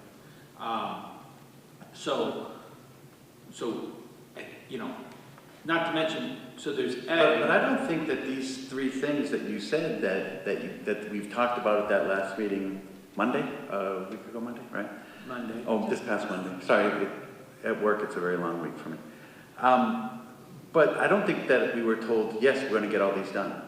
I think what we said was that right now we're looking at a 7.6% increase in our budget, and they said that I believe it's 3.1 was the max that they thought they could do, and they said that any give and take, if you're going more on how much we want for our overall budget, it's going to be less money they're going to be able to give for capital expenses. I did not hear him say, or anyone say anything like, yes, we'll get the doors, we'll get the asbestos repair. All we can do is put the stuff on our list and request for capital.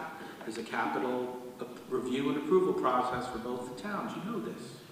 I do know this, and please don't talk down to me, I do know this, but what I'm saying is that we don't have a plan. Maybe the plan is we need to take care of it. Maybe the plan is we need to get a loan for this stuff and make sure this stuff gets taken. Because as we all know, the Capital Committee in Wilbraham thinks it is a victory that they've kicked the can on the bleachers down 10 years. That they look at, no one's died and everything's great, and we've saved spending that money. Instead of 10 years ago, we saved 10 years of not having to fix the bleachers. So I'm just saying, the kicking the can down the road, not spending unless they absolutely have to, and then how do we convince them that they absolutely have to? Maybe it's something that we look internally with us and we come up with a plan, and then if the towns don't do it, then maybe that's something that we look at doing. Also, do we want a new middle school, or do we want a new K through 8 building? I did look down to Town Hall, and I know it's kind of hard to see here, but back there and all the way around here, I believe is land that's owned by the school committee, is by the district. Okay, the district owns all that land. It's not just town land. It actually, if you go, I went down to Town Hall, and they gave me this website, and I went on the website, and you can actually just click on the spaces around, and it shows you who owns it and such. Plus the Mile Tree land too that's there. So there's plenty of land, but I'm saying, we need to have a plan of what we're going to do with our buildings, right? Do we want to keep the buildings, or do we want to have a K through 8 right here, make it an education campus? I mean, let's have these conversations and get things moving on this, because right now we don't have a plan. While I would certainly acknowledge a K-8 building wouldn't necessarily be a bad idea, Sean.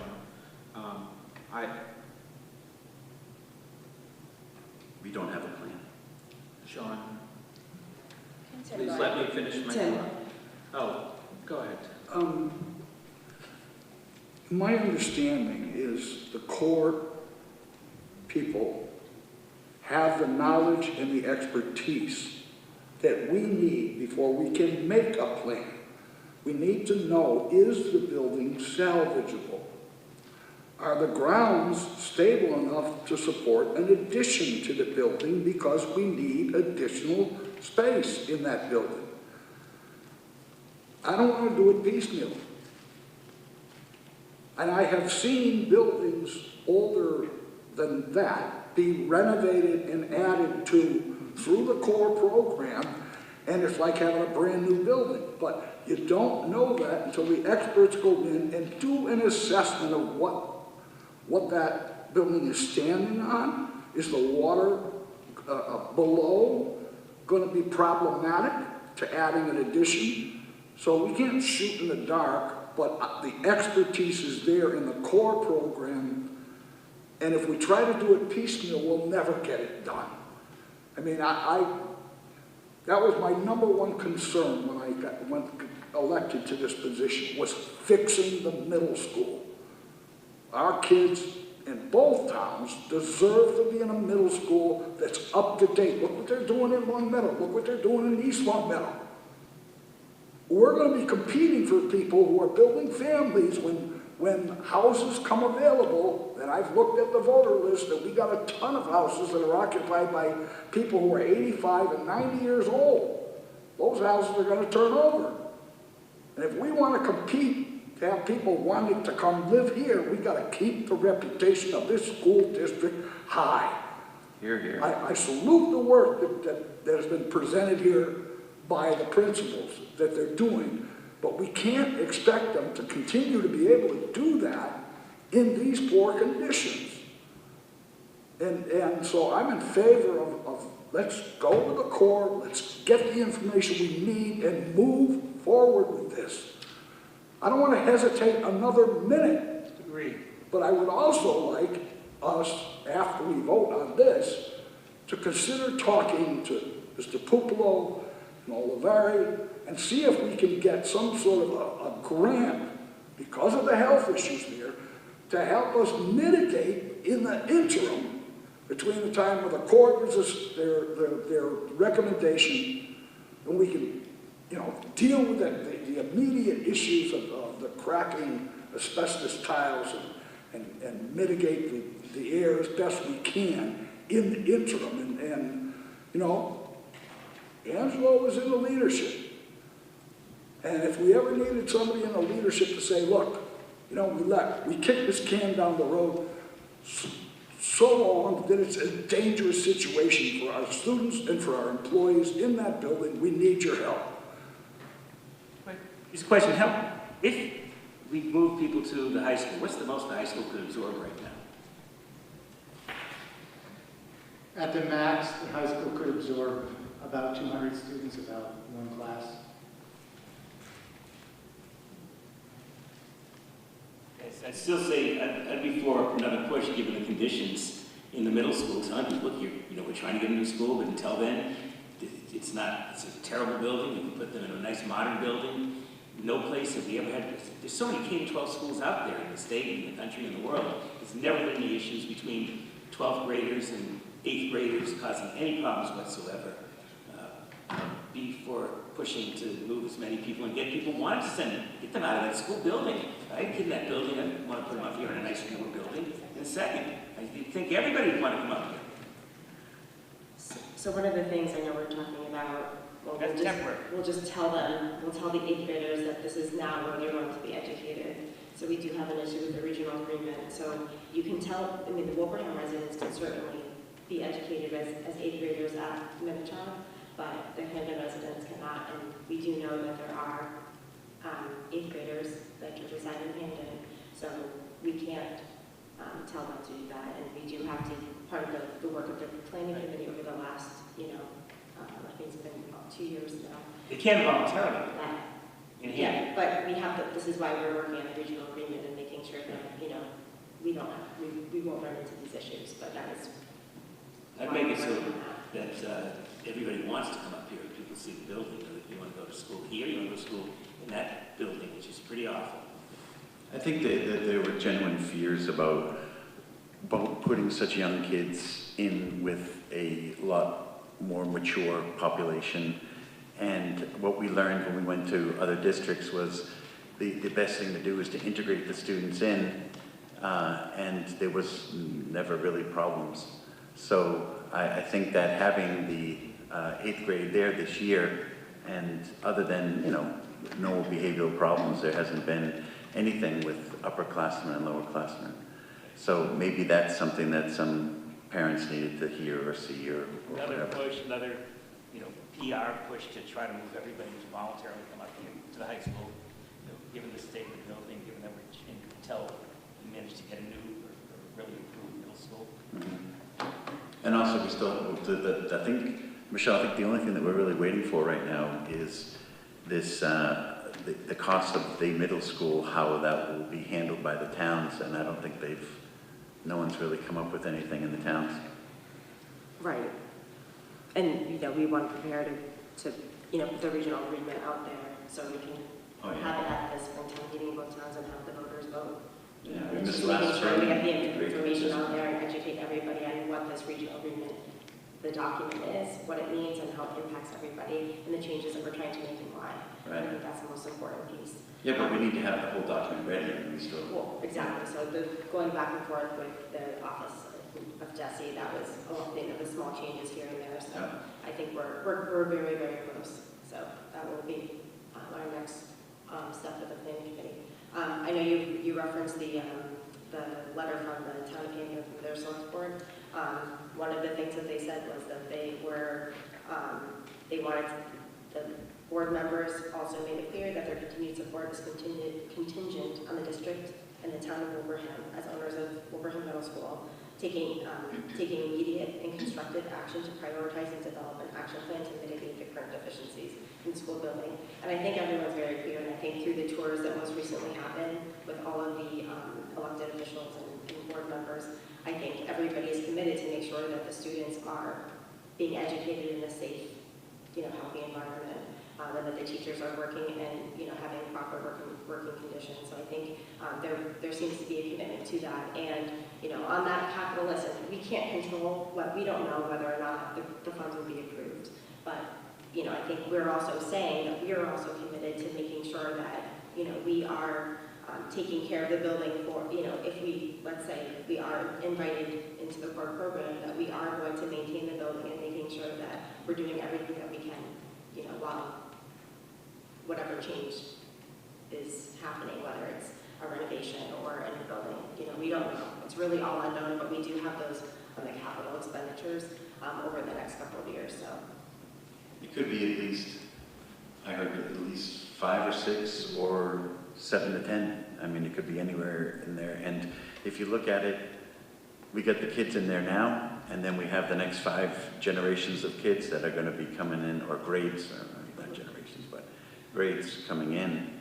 And it's something that, you know, Tim has been talking about, I've been talking about, you've been talking about, everyone here's been talking about.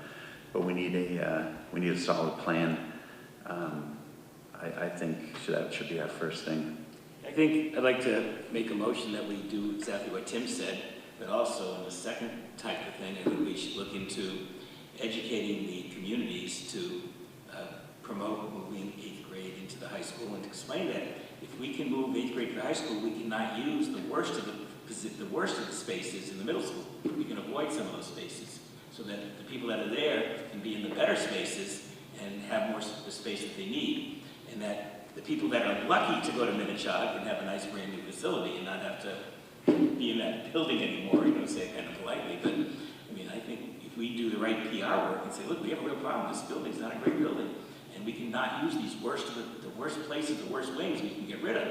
If we can move people up here temporarily until we build a new building or do whatever we do to fix that building. So I think it should be a twofold thing. Do what Tim said, so we can start moving in the right direction, and then also, as soon as we can, try to promote moving the 8th grade into the high school. Yeah, once we have a plan, I think that'll be easier. I think we have to do something because we have not uncovered or, you know, discovered anything that we did not know 10 years ago, and we sort of stood still. So I think we have to take action. Second, there already is a motion on the floor. This is just our discussion period. So there was a motion. Say what Tim said, which I think is the motion what else we're talking about anyway. Yeah. Okay, any further discussion, any new information that anyone would like to bring up? Further discussion? Someone want to vote? Yeah. All right, all those in favor?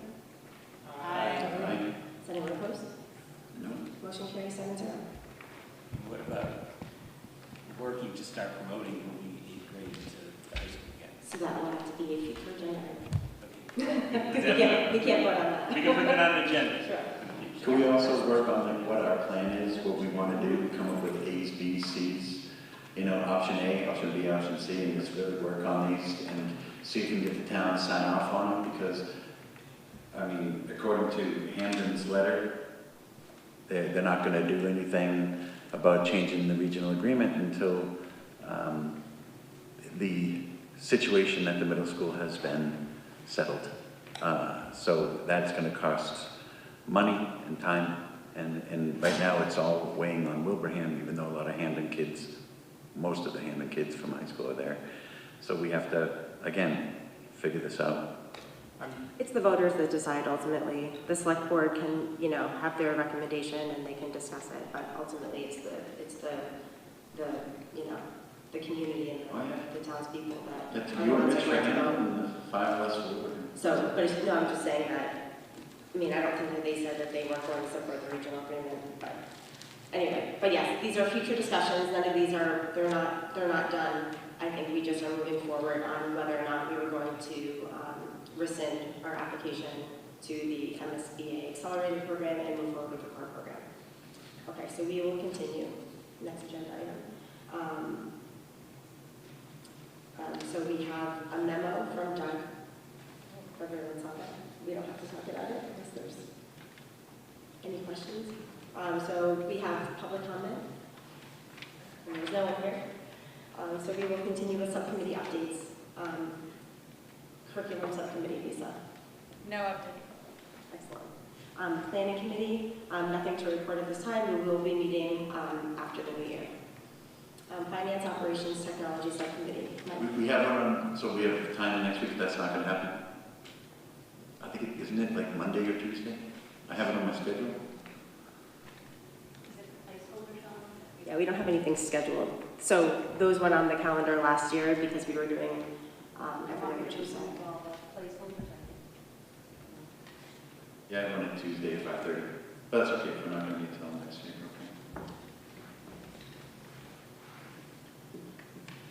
okay. Finance and Operation Subcommittee did meet on Monday. Doug presented very early numbers for the school assessment and capital expectations.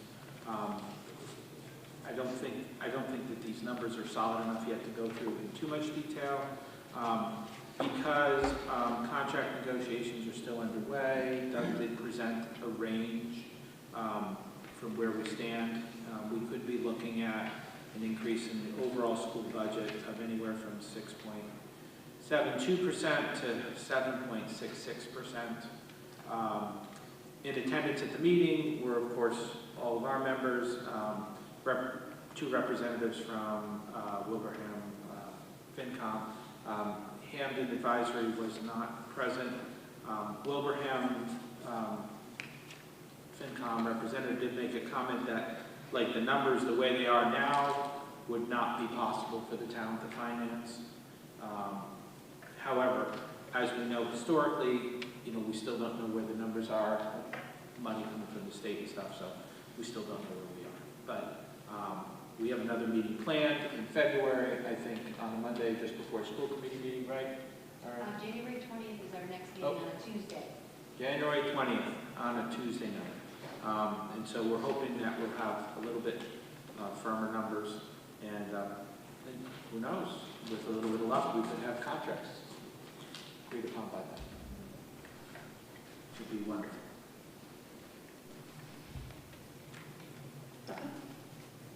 Any questions for me? Okay. Did you want to say anything about planning of the MSBA projects? It's on the agenda. We already discussed it. If there's anything else to add? So. I had to make the agenda before we had our meeting because of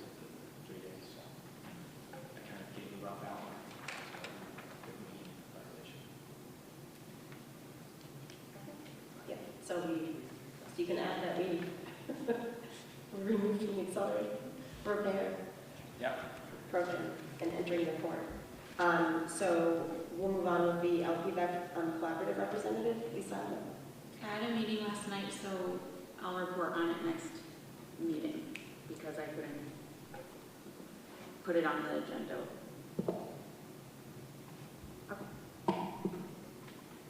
Nothing to report from negotiation subcommittee, policy subcommittee. Mike? We have not met since our last meeting, but we are now going to be planning. Okay, and anything to report on the corporation side for the LPVEC? No, I've signed off on a couple warrants, but there hasn't been any discussion. Okay. Nothing to report on the superintendent evaluation, and nothing to report on the association. Yeah, I only do that once a year, and it's, we already talked about it. Okay, consent agenda. Oh, sorry. Well, I just have a question. If we could, I'm very curious with the amount of change in the government's policy on the medical things that we have to do for COVID. Are we keeping track at this date of any beginning COVID signs in our schools? I have not heard anything about COVID at this point. I think it's really flu. It seems to be the thing I'm hearing a lot about right now. Right. One of the things that there is definitely COVID in the community, and I can't say anything else more specific than that in a public meeting from my experience at the hospital. What I've been reading and hearing about is that the COVID has, I don't know if attached is the right word, but has been following the path of, at least into the southern states, of the other diseases, childhood diseases. You mean the major measles outbreak in our states to the south that are choosing not to vaccinate? Yeah. We have also observed the first death of a child from measles in several decades in this country. I'm just thinking that we should be maybe not doing anything, but at least be attentive to it and proactive. So we jump on the bandwagon and get some other kinds of voices out there. Yeah, absolutely. I guess all I'm saying is I haven't seen any official communications about COVID for schools at this point. If anything comes up, I'll be sure to let the school committee know right away. Okay, thank you.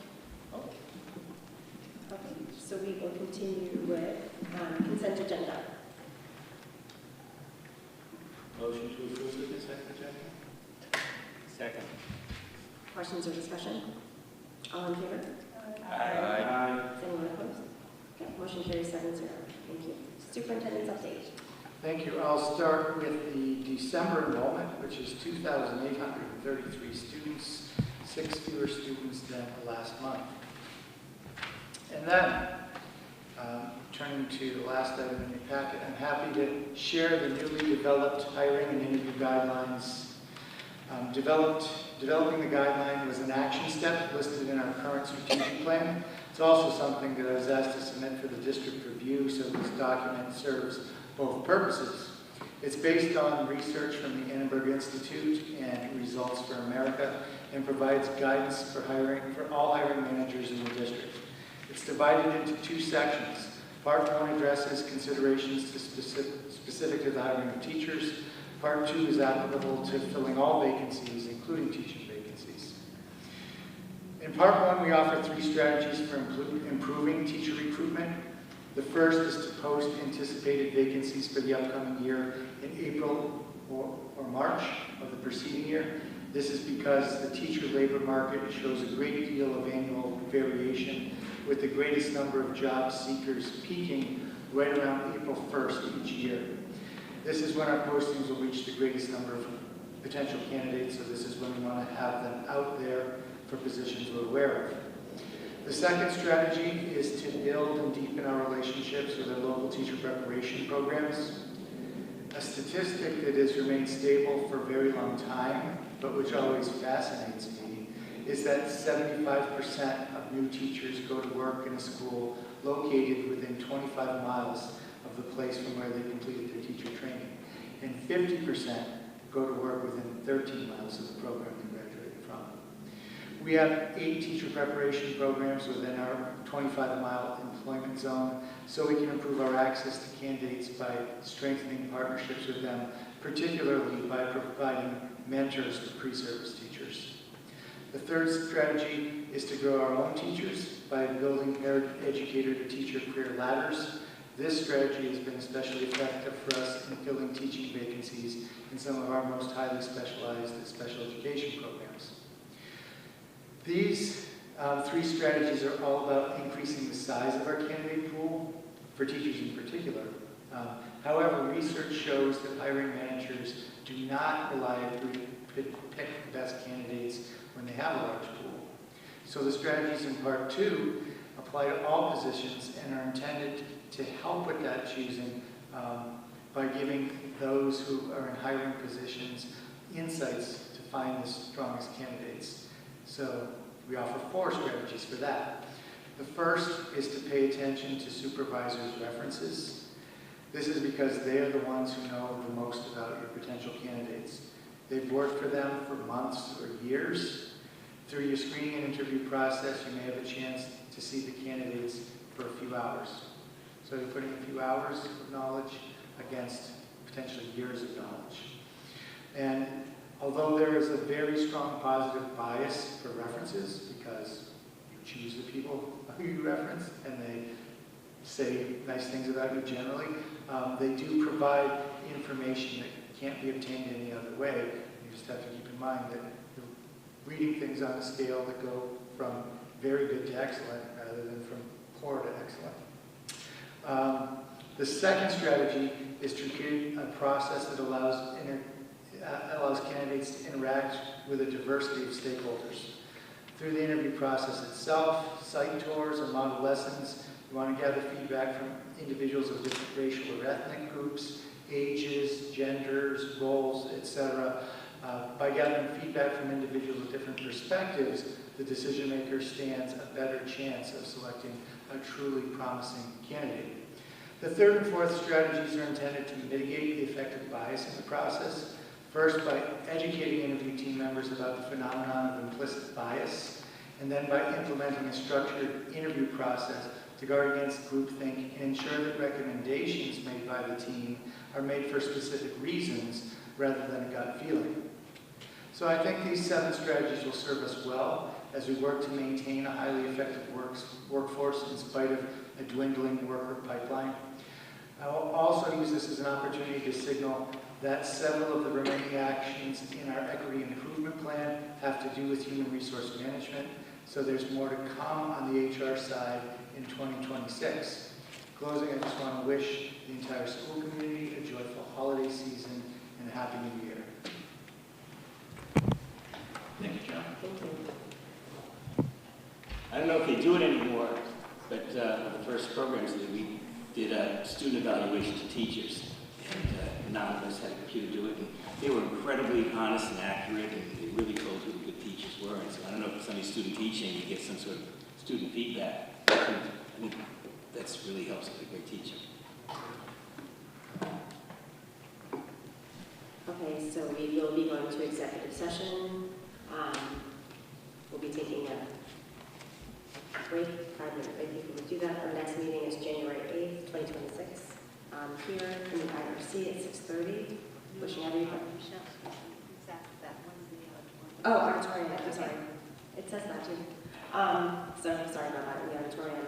So yes, wishing everybody a joyful and restful holiday season. And that's it. So we do have a need for executive session pursuant to Mass General Law, C Chapter 30A, Section 21A3, to discuss strategy with respect to collective bargaining with HWEA or litigation if an open meeting may have a detrimental effect on the bargaining or litigating position of the public body, and as the chair so declares. HWEA units A and C contracts. Chapter 30A, Section 21A7, to comply with or act under the authority of any general or special law, specifically Mass General Law, C Chapter 214, Section 1B, Massachusetts Students' Records Law, Master of Law C-71, Section 34D, Massachusetts Student Records Regulations 603 CMR 23 et sequentia, and Family Educational Rights and Privacy Act, FERPA, 20 U.S.C. Section 1232G and 34 CFR R99 regarding student transfer requests and potential budget impact due to residency. So moved. Second. Okay, so we'll do roll call to move it to executive session, and we will be adjourning from general session from executive session. Cheryl. Tim. Yes. Sean. Aye. Lisa. Yes. Rich. Yes. Mike. Yes. Myself. Yes. We're now moving to executive session, 8:40 p.m.